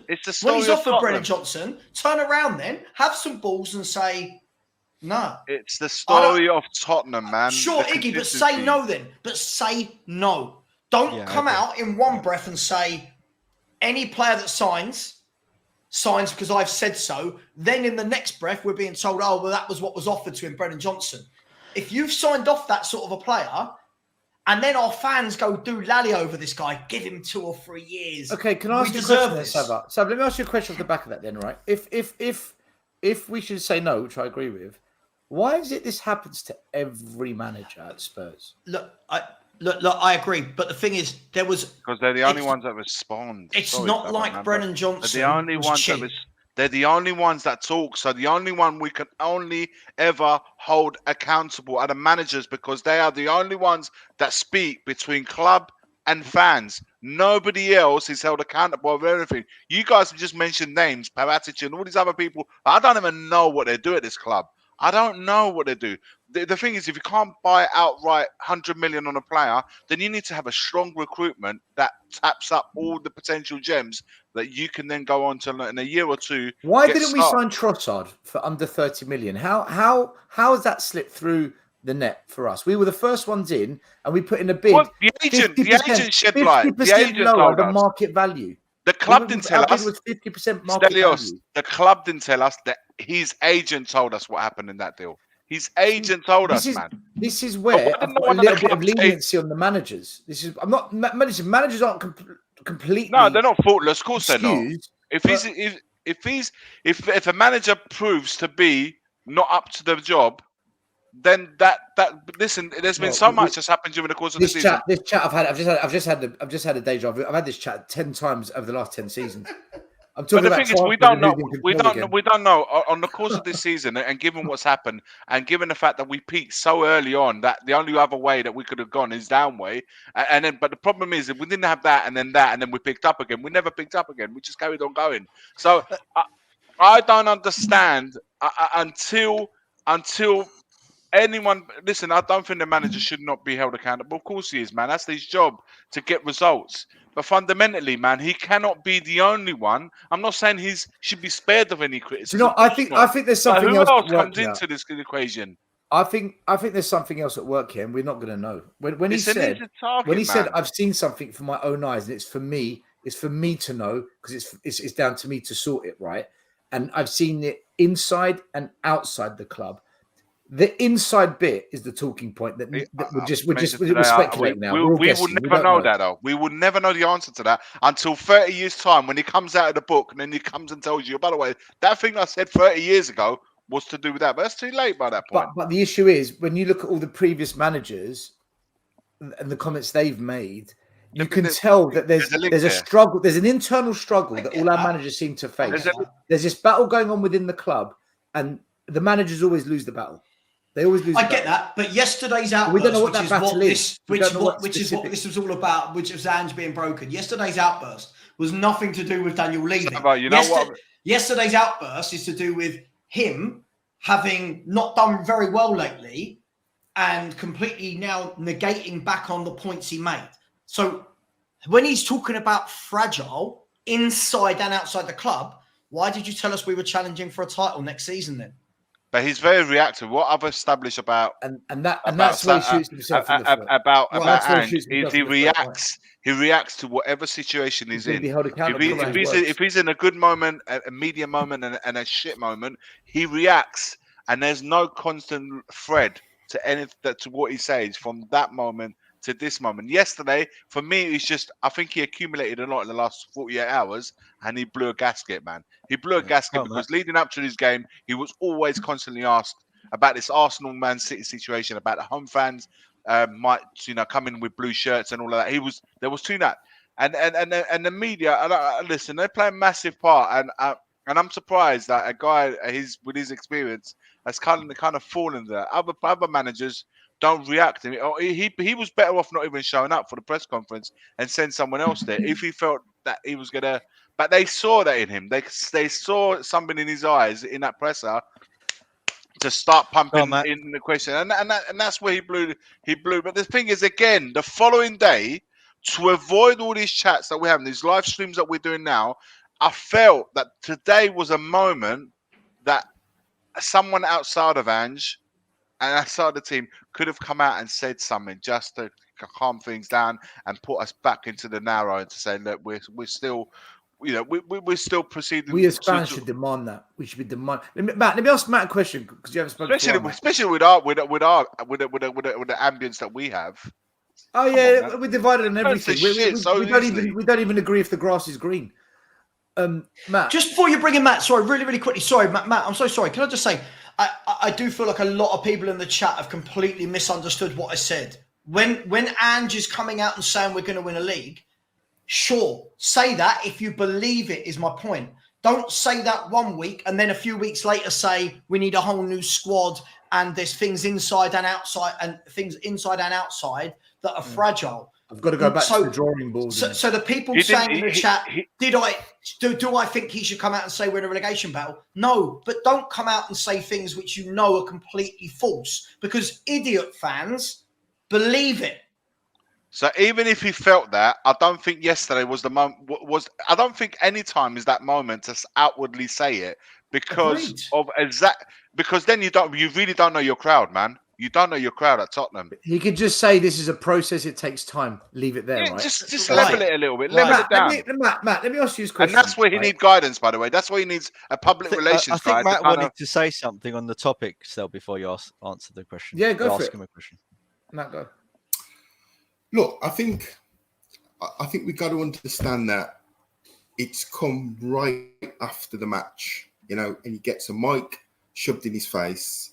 He's a volatile individual, and we've not had them before. He's true, and he's had a relatively successful managerial career at lesser leagues and less competition. So he's come to Tottenham now, and there's some big juggernauts that he's up against, and I think he's now realizing the size of the job and the task of the job. So I think, retrospect, I think he will look back on yesterday and some of his prickly answers to some of the questions, and I think he will somehow put some sort of an apology there. He's made mistakes, and those are things that he's going to be pulled upon and correctly pulled upon, because if you give praise, you've also got to give criticism, and he's got to receive praise and he's got to receive criticism. I go back to Arsenal at the start of the season, and Arteta's now in his 5th season as manager of Arsenal, and he was playing Thomas Partey at right back and had Gabriel on the bench. And you put on any of the YouTube channels and the Arsenal fans were spitting feathers. What the FC doing? Was Gabriel not starting? Was Thomas Partey playing at right back? And Arsenal's form early on in the season was patchy. Then Partey got injured. He then put Gabriel back in. Timber got injured. They went back to similar to last season with Saliba, Gabriel, Zinchenko / Ben White. Results started to pick up. Arsenal got their confidence up. Don't forget, before that international break, Christmas and New Year, Arsenal, I think, they'd had 1 win in 7 games. Arsenal were in a bad run of form. Sometimes you get lucky. Sometimes you stumble on a formula. Sometimes you stumble on a formation and you get the momentum and you get winning, and all of a sudden the manager's a genius. You get lucky. Now, I think he's made mistakes in some of the positions and some of the personnel that he's used. No question. Maybe yesterday, which is, in my opinion, 8 or 9 games too late, maybe he stumbled on something here by putting Dragusin in there. He doesn't take as many chances as some of our other defenders. He's almost an old-fashioned head and kick it centre-half, which is what we need in this system, by the way. Van der Ven and Romero, the front foot defenders. They see the ball, they go and attack it. Good forwards like Isak will read that and they'll roll him. So we sometimes need to, in my opinion, next season, play horses with courses. Some of the matches, I'm hoping he'll sit back at the end of this season and review it and go, I can't go gun-ho against Man City. I can't go attack against Liverpool. I've got to adapt. I've got to be a little bit more pragmatic in some football matches. The 38 football matches in the Premier League, his philosophy of we'll attack, you'll attack, doesn't win leagues, especially with the squad that Tottenham have got. So I would like to think that when he gets rid of some of the players, which none of us know the list, but when he gets rid of some of the players, I'd like to think we'll be in a better shape next season.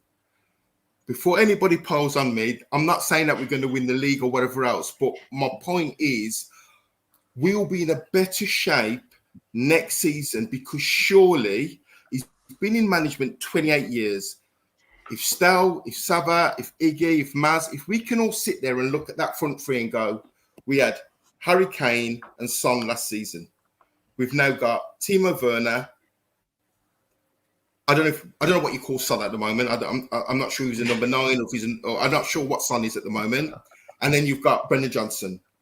There is no football person in this living earth that can look at that front three and say that'll cause trouble next season. It's a worry when you. How Spurs is it though? Like you'd like to hope so, Matt. We go and hire Matt. We go and hire the most attacking manager ever, and actually strongest part of our squad is a defence. I don't think it is. I'll argue that. I don't think it is. Sava, for me, it's the context, man. The context for me is that you can look at individually and say they're good players, but I think they've been set up in a way that they're not. Listen, every defender, man, they need protection in front of them. I don't think two of them are defenders, Iggy. The biggest issue that we've had, other than the forwards, is naked to the eye, man. We've never replaced the animal up front, and we know that is.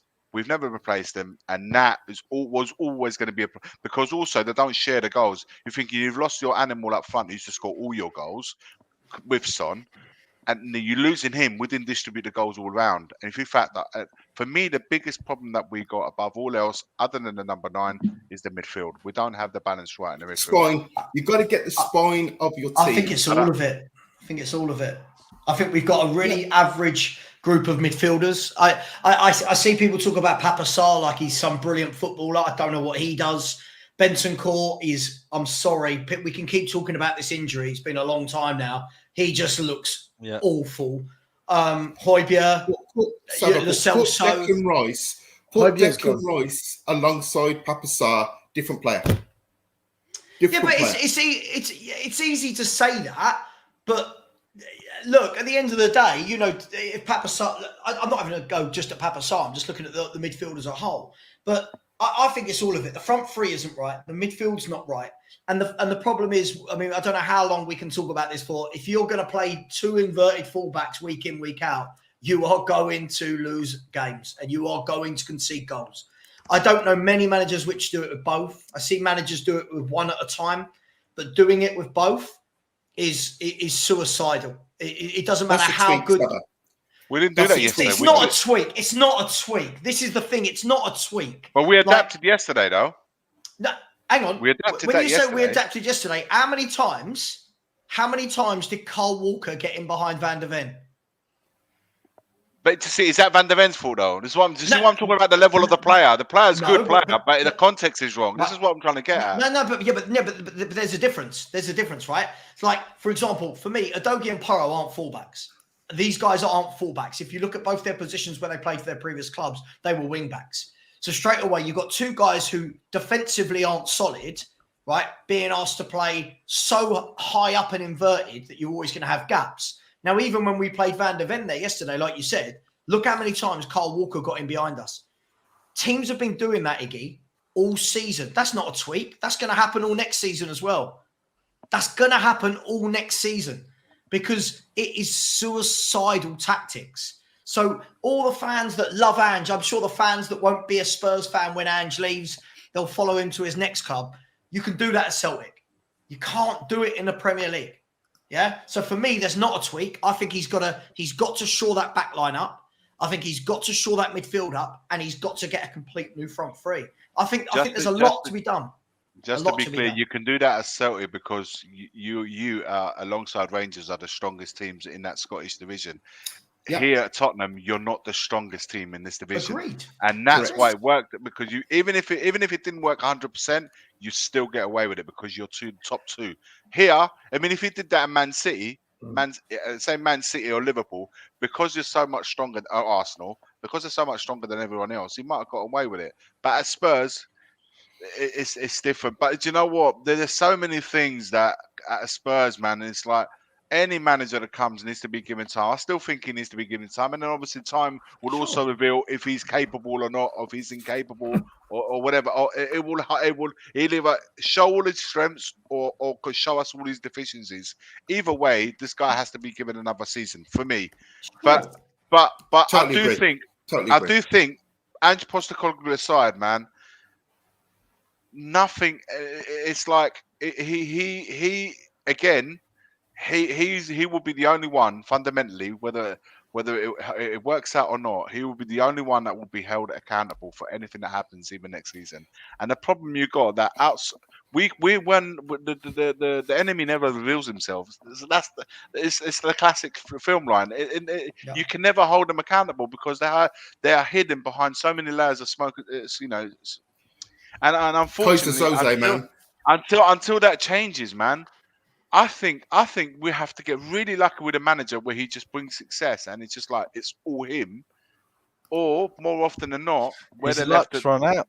Though I think Levy's luck is run out because he had these couple of generational players, Bale and Kane. I mean, where's the next gen? But the thing is, Maz, the problem you've got is like how it's almost like we've all come to terms that this ain't going to change until new boards and new owners come into this club. We've been probably the most vocal. We've just come to an acceptance of the fact that this club. I don't accept it. I don't accept it.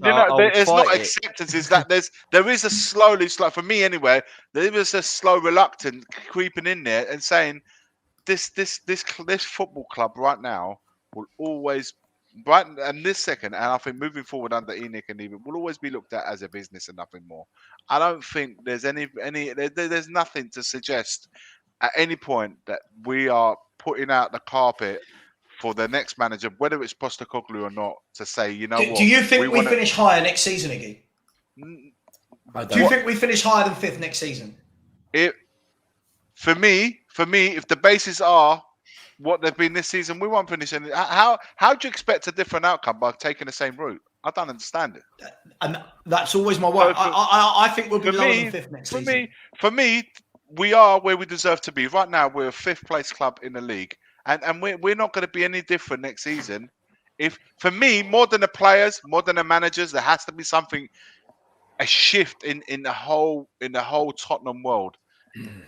On the pitch, I'm talking about, not the hotels. On the pitch, if there isn't a shift there where we all can get behind, because mate, one thing this club has always underestimated is the power of the fans to get behind and board, and really the way we can become toxic, we can change that mentality, but that takes a slow. And also, do you know what? People like yourselves and Stel and we're skeptic by nature when it comes to Tottenham Hotspur for sure.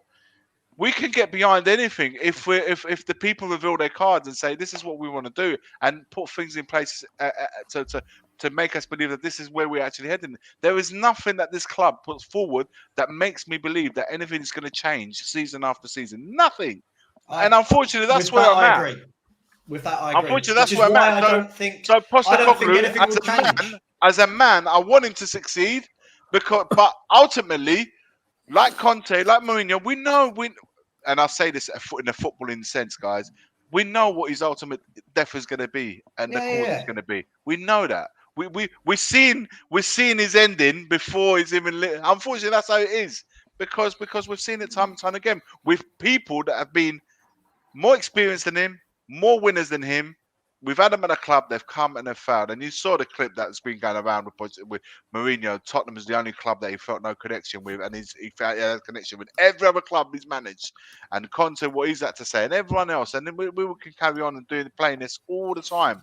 And it's so sad, man. It's so sad. And the thing is, you got 1980s players still parading, doing one-night shows, celebrating what they've achieved at the club, and the fans going to see that because for one night only they just want to feel that connection with what it feels like winning. That's true. We've got no legends nights of the last 20 years. Mate, do you know the last one I went to, Ricky Villa had to get it translated, by the way. He said, look, I love coming to these nights. I swear, Ricky Villa and Ozzy Ardiles, he translated what Ricky Villa was trying to say. He said, whilst he enjoys, and Hoddle, whilst they enjoy doing these nights and sharing their stories with all the fans, they said, we would really love to see the next lot be sitting here with us or instead of us to tell us, because they're thinking we've got less years ahead of us than behind.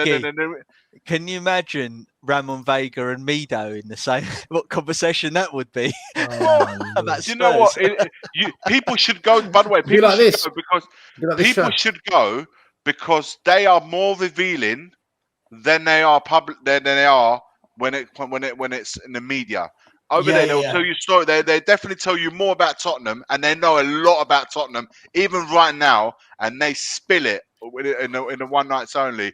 But they will never actually do it when they're representing the club, because of course it's against policy, if you know what I mean. But I'm telling you, they said it. They said we would love to have had new set of players for us to be sitting at the tables where you are, listening to their story, because they've told that same story since fucking 1980. That's 40 odd years ago, man. We still have. Do you know what? Even without the success, right, Iggy, I agree 100% with everything you've just said. I 100% agree. But even if I strip it back to the level below not having the successful players, FA Cup. I don't even have players now that I look at and go, yeah, I really relate to you. Like the Ginolas, the Waddles, the Hoddles, the Gazzers, the Bales, the Van der Vaart. About a month ago, I said, when was the last player that we signed that we all got excited about? And I think we all said Van der Vaart, sorry. We all said Van der Vaart was the last player we signed that we thought, I can't believe we got Van der Vaart. Because he was someone coming to us, Klinsmann and all that. Outside of that, have we signed the player where you thought, fuck, I can't believe we just got him? I can't believe we got him. No. I mean, in hindsight, Berbatov, after we signed him, but yeah, I know exactly what you mean. I don't watch Spurs now, and when the ball gets to a player, there's not one player in our team where the ball goes to him and I go, hang on. It's all a bit like, oh, okay, back to you, to me, sideways, he cuts in. We don't win trophies and we don't have those. My son, who's a Spurs Mavericks fan, my son, let me tell you, this is probably the saddest thing I'll ever tell you. My son, who's 14 years old, no longer sits down to watch Spurs games anymore. Yeah. He watches all the other teams. He goes to me, within 20 minutes, he's like, I'm done. This season, but also last season, he's like, I switched off after January this year. Mate, he does. I'll say to him, look, I've got tickets to go and watch Spurs. He goes, nah, I'll just rather play PlayStation. That's where I'm at, man. That's a new generation, guys. 14, 15-year-old guys, nah. That's the problem. It kills me, man. It kills me that he'd rather stay in place and he goes, what Spurs? He goes, what for, man? We're not doing nothing. We're not doing bits. That's what they're saying. And it's like, it's painful, man, because if someone had said to me back when I was his age, do you want to go Spurs? I would have said, Gascoigne and Lineker and all these boys and that came afterwards. I would have shot down there. And I feel that the connection between the fans and the club is just getting less and less and less. And then we started to do that. But the new generations, I don't know what will get them to go to Spurs. And you know what we've done with the elderly lot as well. So we fucked them up. You know what's funny? Yesterday at the stadium, the connection of the club is the worst thing ever. Yesterday at the stadium, what I noticed was it was more the younger fans wanting us to not give the title to Arsenal, and more the older fans actually come on, let's win the game. I found that interesting because I would have thought it was the opposite, but it wasn't. Mate, He's the older geezer fan. that had to go at Ange Postecoglou probably pays about 10 grand to sit on that seat every season. Yeah, Right? The geezer's taking time out of his weekly day, and he must have an important job to spend 10 grand on a season ticket, all right? To make his way all the way to North London, sit behind Ange and say, throw the fucking game away. Mate, why are you even there? Why are you even there? Why are fans that want a team to lose? I can understand the team that go down there that want Spurs to win, but why the fans that want a team to lose outrightly are even going there? What are you doing there, mate? I Because couldn't was sell my watching it. ticket. I went because I couldn't sell my ticket. Yeah, but the way I see it, yeah, I listen. Fundamentally, I don't want I Arsenal didn't to win clap the game. us, I didn't cheer, I didn't boo. Well, I didn't hiss, I just sat there and- there were certain elements of doing the Poznan. I don't understand that way of thinking because I understood that this is where I was at with it. Two things. I didn't think even beating Man City yesterday would have given us a Champions League football, because for me, I don't judge it on playing against Man City. I look at what we did when we went to Newcastle, we went to Arsenal, went to Liverpool, went to Chelsea. Yeah. We didn't do 15 points available. We only picked up 3 against Burnley. You're telling me that that's a team fighting for Champions League? And this Nah, is mate, I'd where rather miss out. And Iggy, secondly, lastly, yeah, I wanted Man City to do it ahead of Arsenal. Why not? So I can and take this all is where shit from them.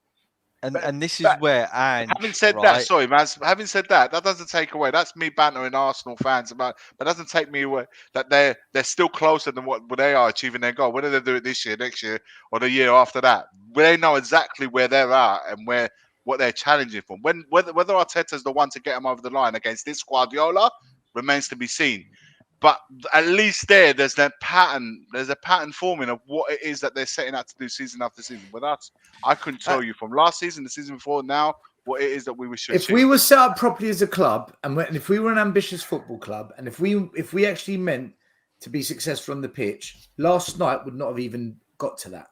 It wouldn't. Exactly. That last night. And this is where, is an outcome of everything this club has set us up for.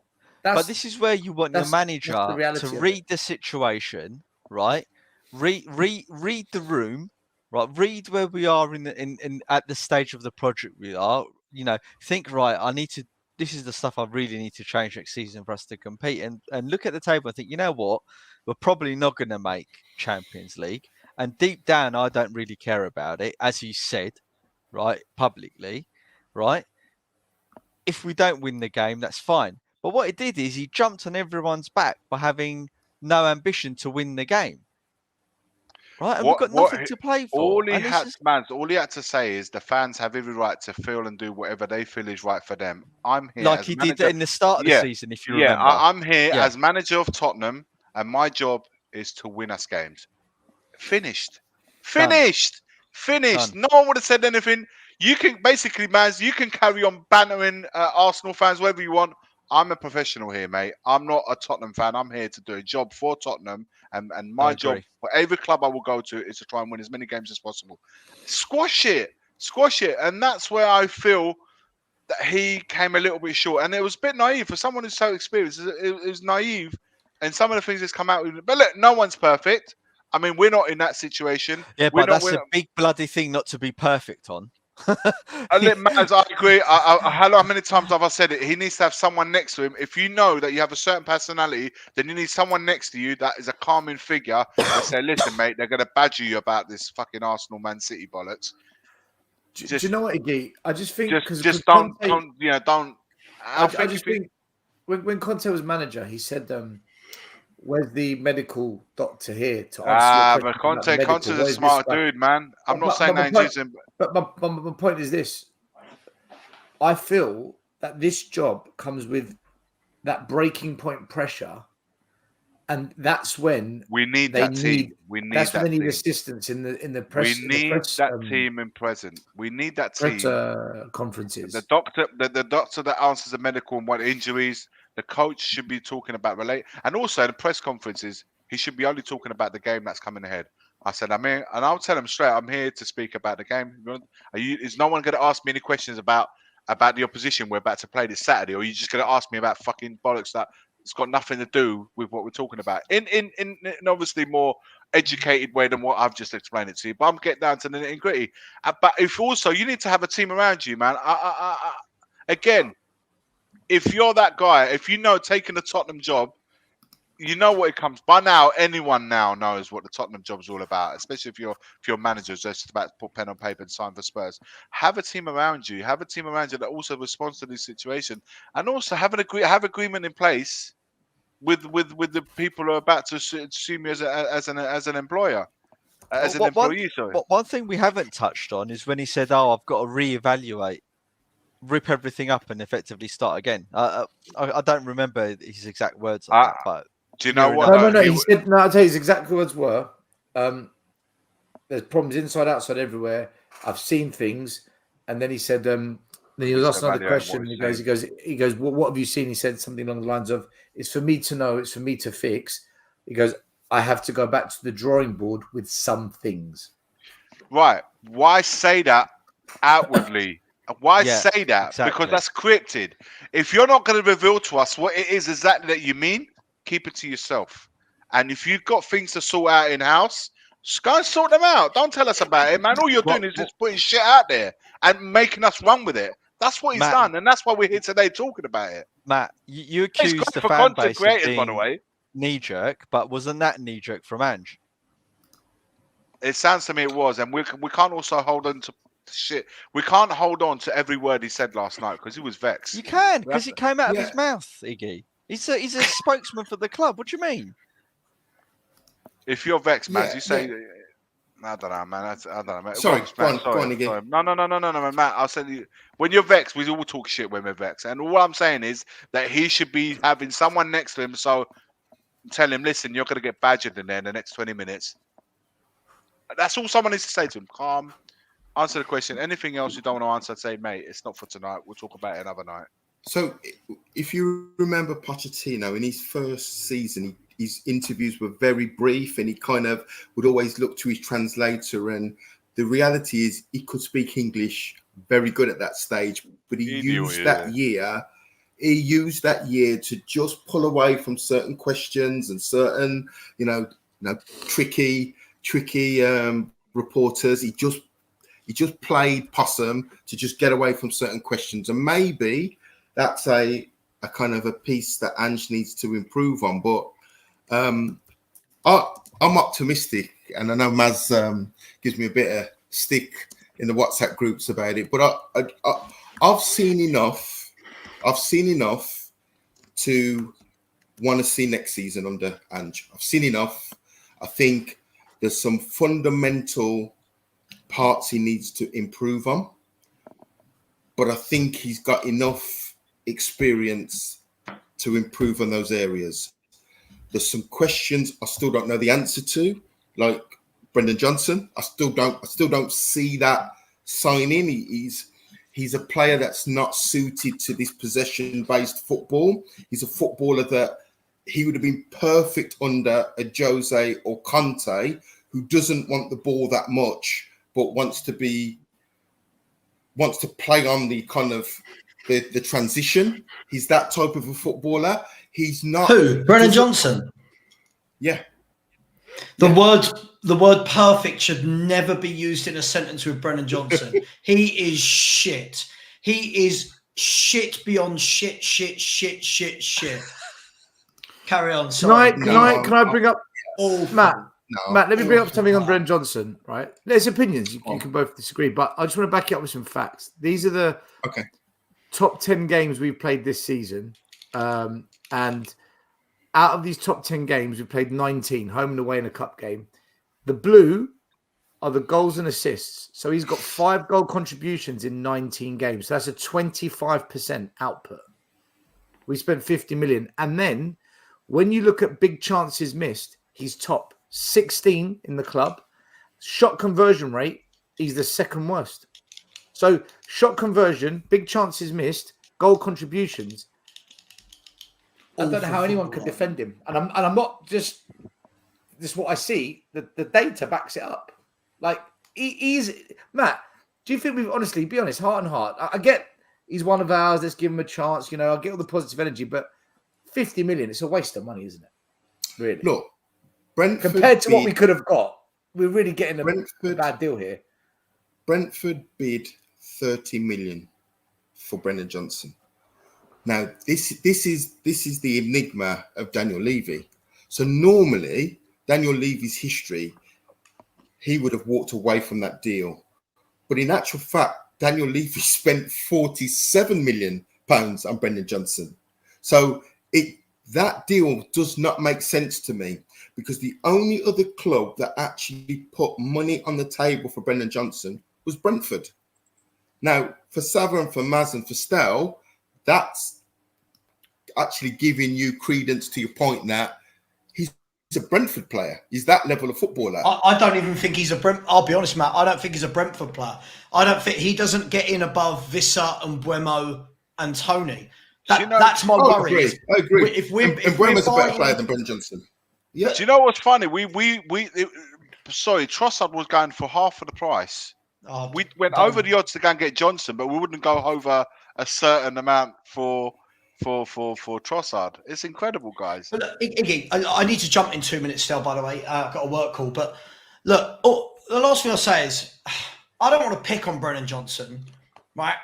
I just find it unfathomable that we bought him, and unfathomable that we still defend that signing. I've heard all of it over the years. He suits this system. He'd be good in this system. He's quick. He's shit. Let's call it for what it is for once. He's shit. I think our wingers have been a massive letdown this year. The clubs above us do not buy Brennan Johnsons. Liverpool, Arsenal, City, Villa, they do not buy Brennan Johnsons for £50 million, right? And if they do make a mistake, like when Arsenal made a mistake with Pepe, immediately the entire fan base went, get rid of him, he's shit. What we do is we have a fan base that pretends we want to win things and then says things like, but in a couple of years, Johnson might be great. Listen, this is a 23, soon to be 24-year-old. If by 23, 24, you can't cross the ball properly like he can't, you can't beat a man like he can't, your passing's the way his is, how long are we going to go with this young narrative? Sorry, for me, I've got to go, but we've got to stop buying crap like Brennan Johnson. I'm embarrassed that he lines up for my team. I'm embarrassed that I watch Luton's wingers and think, I wish I had them over Brennan Johnson. I'm embarrassed that I mean, even when I look at Forest, I'd rather Callum Hudson-Odoi than Brennan Johnson. He's quality, man, by the way. Okay, well, fair enough. There you go. But this is a quality. Team... No, not that. Iggy, my point is, this is a team that has stayed up with one game left to go in the Premier League. This is the level that we're buying at. But I've got to go. Much love. Thanks for having me. I've enjoyed it. Big up to all the haters and the lovers. Take care. See you later. See you later, Sava. Take care. Mate. I think, do you know what? Do you remember a couple of weeks ago where I was saying I would get rid of every attacker at the club except for Son? And people are like, it's a bit drastic. The more and more I watch us play, the more and more I'm convinced. Solomons, Velizes, Werners, Johnsons, Kulus, Richarlisons. Madison's he's getting close to it, but the only reason I say Madison, just over. The only reason I say Madison is not because he's a bad player. Any attacker at Spurs, it's not that Madison's a bad player. He's clearly got ability and skill, and he can beat a man and do things. But there's no point having a player like that only does it for like 10 games in a season. No, but Mazza, let me defend him as well now and say, if we've just said that the whole our forward line is shit, and he's the only one that's decent, who's other than Son, of course? Who's he link up with? Like, would you like in kids? Yeah, you know when you're in new football and you've got children, you know if there's a shit player, if that kid thinks that kid's a shit player, he ain't passing to him. Iggy, you know what I mean? They don't pass to him, and it's like, well, because he's shit, he's not passing to him. Guys, let's do this. Let's do this. Let's link up with, man. Listen, let's we're gonna go in and out now. Players keep on the league. No. Just simple comparisons to what we know, right? Poch was the closest we came to a league title, and he challenged or got close, maybe-ish, there or thereabouts. We competed. We competed, okay. He had a midfield of Ericsson, Dembele, Wanyama. Name me a midfielder we've got right now that gets in ahead of them. We don't have any player. The only one that gets in is Son, and he's still here. So he's not midfielder, he's an attacking, right, forward player. So in terms of midfield, None of them are good enough, if we're being honest about it. Let's get to the front three. We had Dele Alli in his pomp, Kane and Son. Which of our players, take Son out of it because he's already here, which of them would you play ahead of Dele Alli or Kane? So just the basics, we're pretty much saying get rid of the entire midfield and attack. If that's the caliber of player that challenged. We've regressed, right? We've literally regressed. Right, Vicario, Hugo. We scored more goals this season than last season. Yeah, but because we're playing a more attacking system. We're not playing pragmatic, defensive, low block, right? So if you look at the defense now, we had Rose, Walker, Vertonghen, Alderweireld, and Hugo. There's an argument now, isn't there? Now you're thinking, does Van de Ven it's not. It's not, because that defense for 2 years in a row was our best ever defense. Yeah, okay. Again, it's partly because you've got Wanyama and Dembele sitting in front of it as well. Would the Van de Ven succeed in that team at the back? What I'm saying is now we've got a debate. Now there's a debate. If you put good players in a system that works, and he's got surrounded by equally good players, which is what that team was. You look around, player for player, they were all equally good. So then you can go and get the Dele Alli from Milton Keynes for 4 million, throw him in. Yeah, sure, his ability was massive, but if you put him in the right context, he would succeed. It would certainly help his growth. Now you put that Dele Alli, even with that potential in this team, I think Dele Alli will struggle, man. As good as he is, we know he is. He still would have struggled because the players around him weren't as good enough. So but it wouldn't have been mattered, because then we wouldn't hold the price tag against him. It was £4 million. But if you notice, we only ever hold the price tag against players if they turn out to be not successful, rather than use the word of course, shit. because the market dictates their price, and in terms of their ability and their worth. It's not the player's fault. Yeah, but it's the industry they're in. But what I'm saying is, Brennan Johnson didn't say, "I'm worth 50 million. Come and get me for 50 But they million." get the salary, mate. You can't say it's not their fault. They get the salary. If you're being bought for 50 million, you're going to get a decent salary because of that. If you've been employed at work for a certain amount of money, and you've been giving that money to, and you're expected to be that guy, and you're actually not, don't have it in you to be that guy, but you've been paid the likes of that guy. Should he just turn around and say, he's been brought in as a forward, Iggy, to score goals and create, and he's not. Then the due diligence wasn't done by the club, because they're the ones who employed him. Then we're back Who's to square one. You know what? All roads lead to Rome. So at the end of the day, we can go around and talk and whatever. But at the end of the day, who's accountable for it? Is it the manager? Is it the owners? I don't know. Maybe both. Maybe one. Maybe the other. I don't know, because nothing's very clear. Nothing's ever clear at Spurs. So because I would love to know, like, when the shit goes down, no one's accountable. I'm telling you, if it was the other way around and we got lucky, which is some certain scenarios, I can't the believe Pochettino team, we got lucky in some of the players. You're right, and I can't believe that we bought Brian Hill for 27 million, let Lamela go, and then loan Brian Hill back. That's got to be one of the worst deals I've ever seen in my life. Can't blame Ange for that, man. No, you can't. Do you know fans that say give Brennan Johnson a chance? He's 22. He's the same age as Saka and Foden. This acceptance of mediocrity at our club is beggars belief. By the way, I just want to quickly say, a bit off topic, but all of you saying that, it's unacceptable to want Spurs to lose, and it's unacceptable that we should want to not. I didn't want them to lose against Newcastle, Chelsea, Arsenal. I didn't want them to lose against Liverpool. But after those 4 defeats, I don't give a shit what we do against Man City. Even more so if it comes into play that Arsenal could win.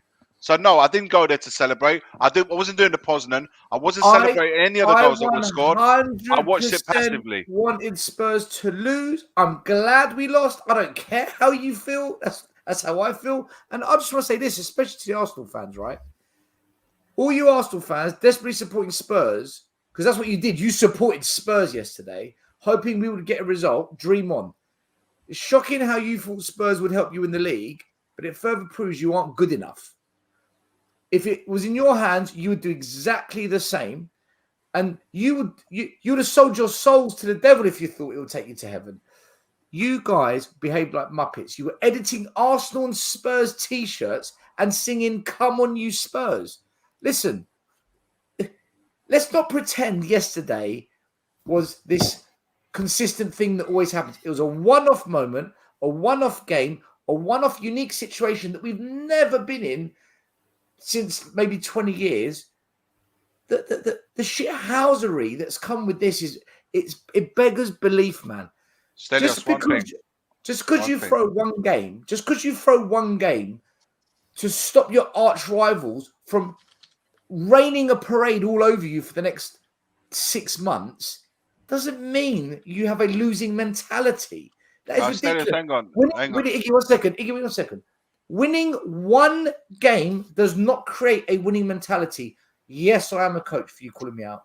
To create a winning mentality is a consistency over a long period of time. One game doesn't create diddly squat. Stop this notion that's been created that by winning one game, that makes us a winner or a loser. It is delusional of the highest level. I hear you, man. But in spite of all that, regardless of what Tottenham fans think, or those are the ones that are angry with the ones that supported against their team, and despite of what Arsenal fans think, right? That's fans. That's banter. That do agree and disagree. However, man, one thing that cannot be said is the Tottenham players and manager went out to do one thing and one thing only, and that is to try and win the game. So nobody, for all the shit that we can give each other as fans, nobody can turn around against the players and the manager and say that they didn't go out to try and get a result, because they did. They didn't throw away the game. They could have done it. They could have succumbed to the pressure of saying give them the win, but they didn't. Man. They played it out. They're in a wind-up. They're trying to make out, oh, but you could have got Champions League. Look, you did. We did get Champions League. Wait, all the years we got Champions League ahead of Arsenal. What did they say? That's not a trophy. That's not a trophy. But now, but of course, because they favoured it. Of course, Champions League. Listen, I don't buy it. Listen, this morning they've woken up salty because they know their title's gone. So they realise we stopped it. You can't. For the Arsenal fans, this is real talk. You cannot look at Tottenham's performance against this Man City, by the way, who've been wiping the floor against teams 4-5-0 every single game, and say, well, it's because of you. So, as I'm talking, he brings this up. It's because of you that we haven't won the league. At the end of the day, you got to look at your games against Aston Villa, home and away. You got to look at some of the games. I think Matt alluded to it earlier on when he said we went for a bad run of games. That's where the points that your shortcomings are there, not Tottenham beating Man City. That's not the shortfall. The shortfall, you have to look at your own and say, look, to beat this Man City team, you have to. How many games have we been to as Spurs fans where we've wanted Spurs to lose? Name how many games. Never, man. We went up to Newcastle still against the shit run of form. We went up to Newcastle, man, to support our team. We got absolutely slapped. We got to give our asses back, handed over to us, and had to take a train 4 hours back to get a little London. My point is this. So for the last 40 odd years that we've supported Spurs in every single game and wanted to win, because one game we wanted to lose, that makes us losers. And the other 45 years worth, we just pretend we're not winners or we want to win. Come on, stop this. You've bought into the media, the PR machine of Spurs, the media PR machine to banter Spurs has sucked you in. It's fed you excuses. It's fed you something, and you all copy and paste it because, and I said it 2 weeks ago, we're not able of independent critical thinking unless Alistair Gold says it, Fabrizio Romano says it, Ornstein says it, your manager says it, the club says it. You're not allowed to say it. Come on. There's no way we were going to let Arsenal beat us. And do you know what? If someone went in on goal and he knew he was going to score that goal and he looked at the south stand and they were all going, no, do you know what? I hope he missed it on purpose. I hope Heung-Min Son missed it on purpose, because that to me says he's proper Tottenham through and through. He knows what that would have meant. Could you imagine he scored the equaliser? Could you imagine what Arsenal fans would be doing now in the comments? There'll be pictures of Son doing Am I the only one? Am I the only one thought it was just a shit finish? I don't think it's set out to miss on purpose. I just think it was a poor finish. Yeah, no, but I hope he I did. don't think you do that, and I don't think you do that and go to miss it. You wouldn't have got yourself in that position in the first place if you were going to go and miss it. I don't get it. I don't get the thinking. I think we're overthinking it. He went through on goal. He wanted to score, and the keeper saved him. And it was a good save at the end of the day. The guy done the fucking splits. If Arsenal win the league next year, he's done the splits. If Arsenal win the league next year, if they go and sign another couple of top players and they win the league next year, Arsenal can still win the league still. Okay, if they win the league next year, though. No, they can still win it this year, though. But I'm talking about next year. If they win the league, there's context here. If they win the league next year, it's got nothing to do with any games with us or nothing to do with any involvement with us. They just win it by 8 points. It's got nothing to do with a game against Spurs. And do you know what? Fair play. But for us to live with, you gave it to us. You're the reason. Hell no. It was never going to happen. Not an hour. Because they would have never have let us live it down. I get it. Yeah. Anyway, gents, I'm going to shoot. I'm going to wrap it up, guys. I'm going to wrap it up. I just had to say that because there's people in the chat just, oh my goodness me, come on. They're trolling. They're bantering. There's the fan, man. You have to take it with a pinch of salt. It's just I'm taking it. I'm giving it back as well. Look, that was the moment. Look at it. Look, my man's doing splits. Beautiful. It was unlucky, you know. All joking aside, how does a guy that plays 25 minutes get man of the match? It's incredible. I mean, you can't tell me that Spurs didn't try and score if my man gets man of the match, because he ain't getting man of the match. Matt, yeah. Yeah, so I just wanted to say, on the optimistic front, we scored. Back to that. We scored. Yeah, back Matt, to you're that. so deluded, Matt. It's unbelievable. Back on track. I'm back on track. Right. On the optimistic page, we scored more goals this season than last season with Timo Werner, Brennan Johnson, Richarlison. Right. Just imagine if we get upgrades in those positions next season. That's all I'm going to say. Just imagine. So that's 71 goals with below average attackers. We've also conceded more goals. Like we said, Vicario, like we said, Matt, right? We're all Angin, right? We need to see this project out, and there's potential there. There is potential. Now we both agree, or we all agree, goals change football matches. Yeah? Goals change football matches. So when we're on the ascendancy, when we're camped in teams half, if we put 40% of the chances away that we create, some of these games are put to bed.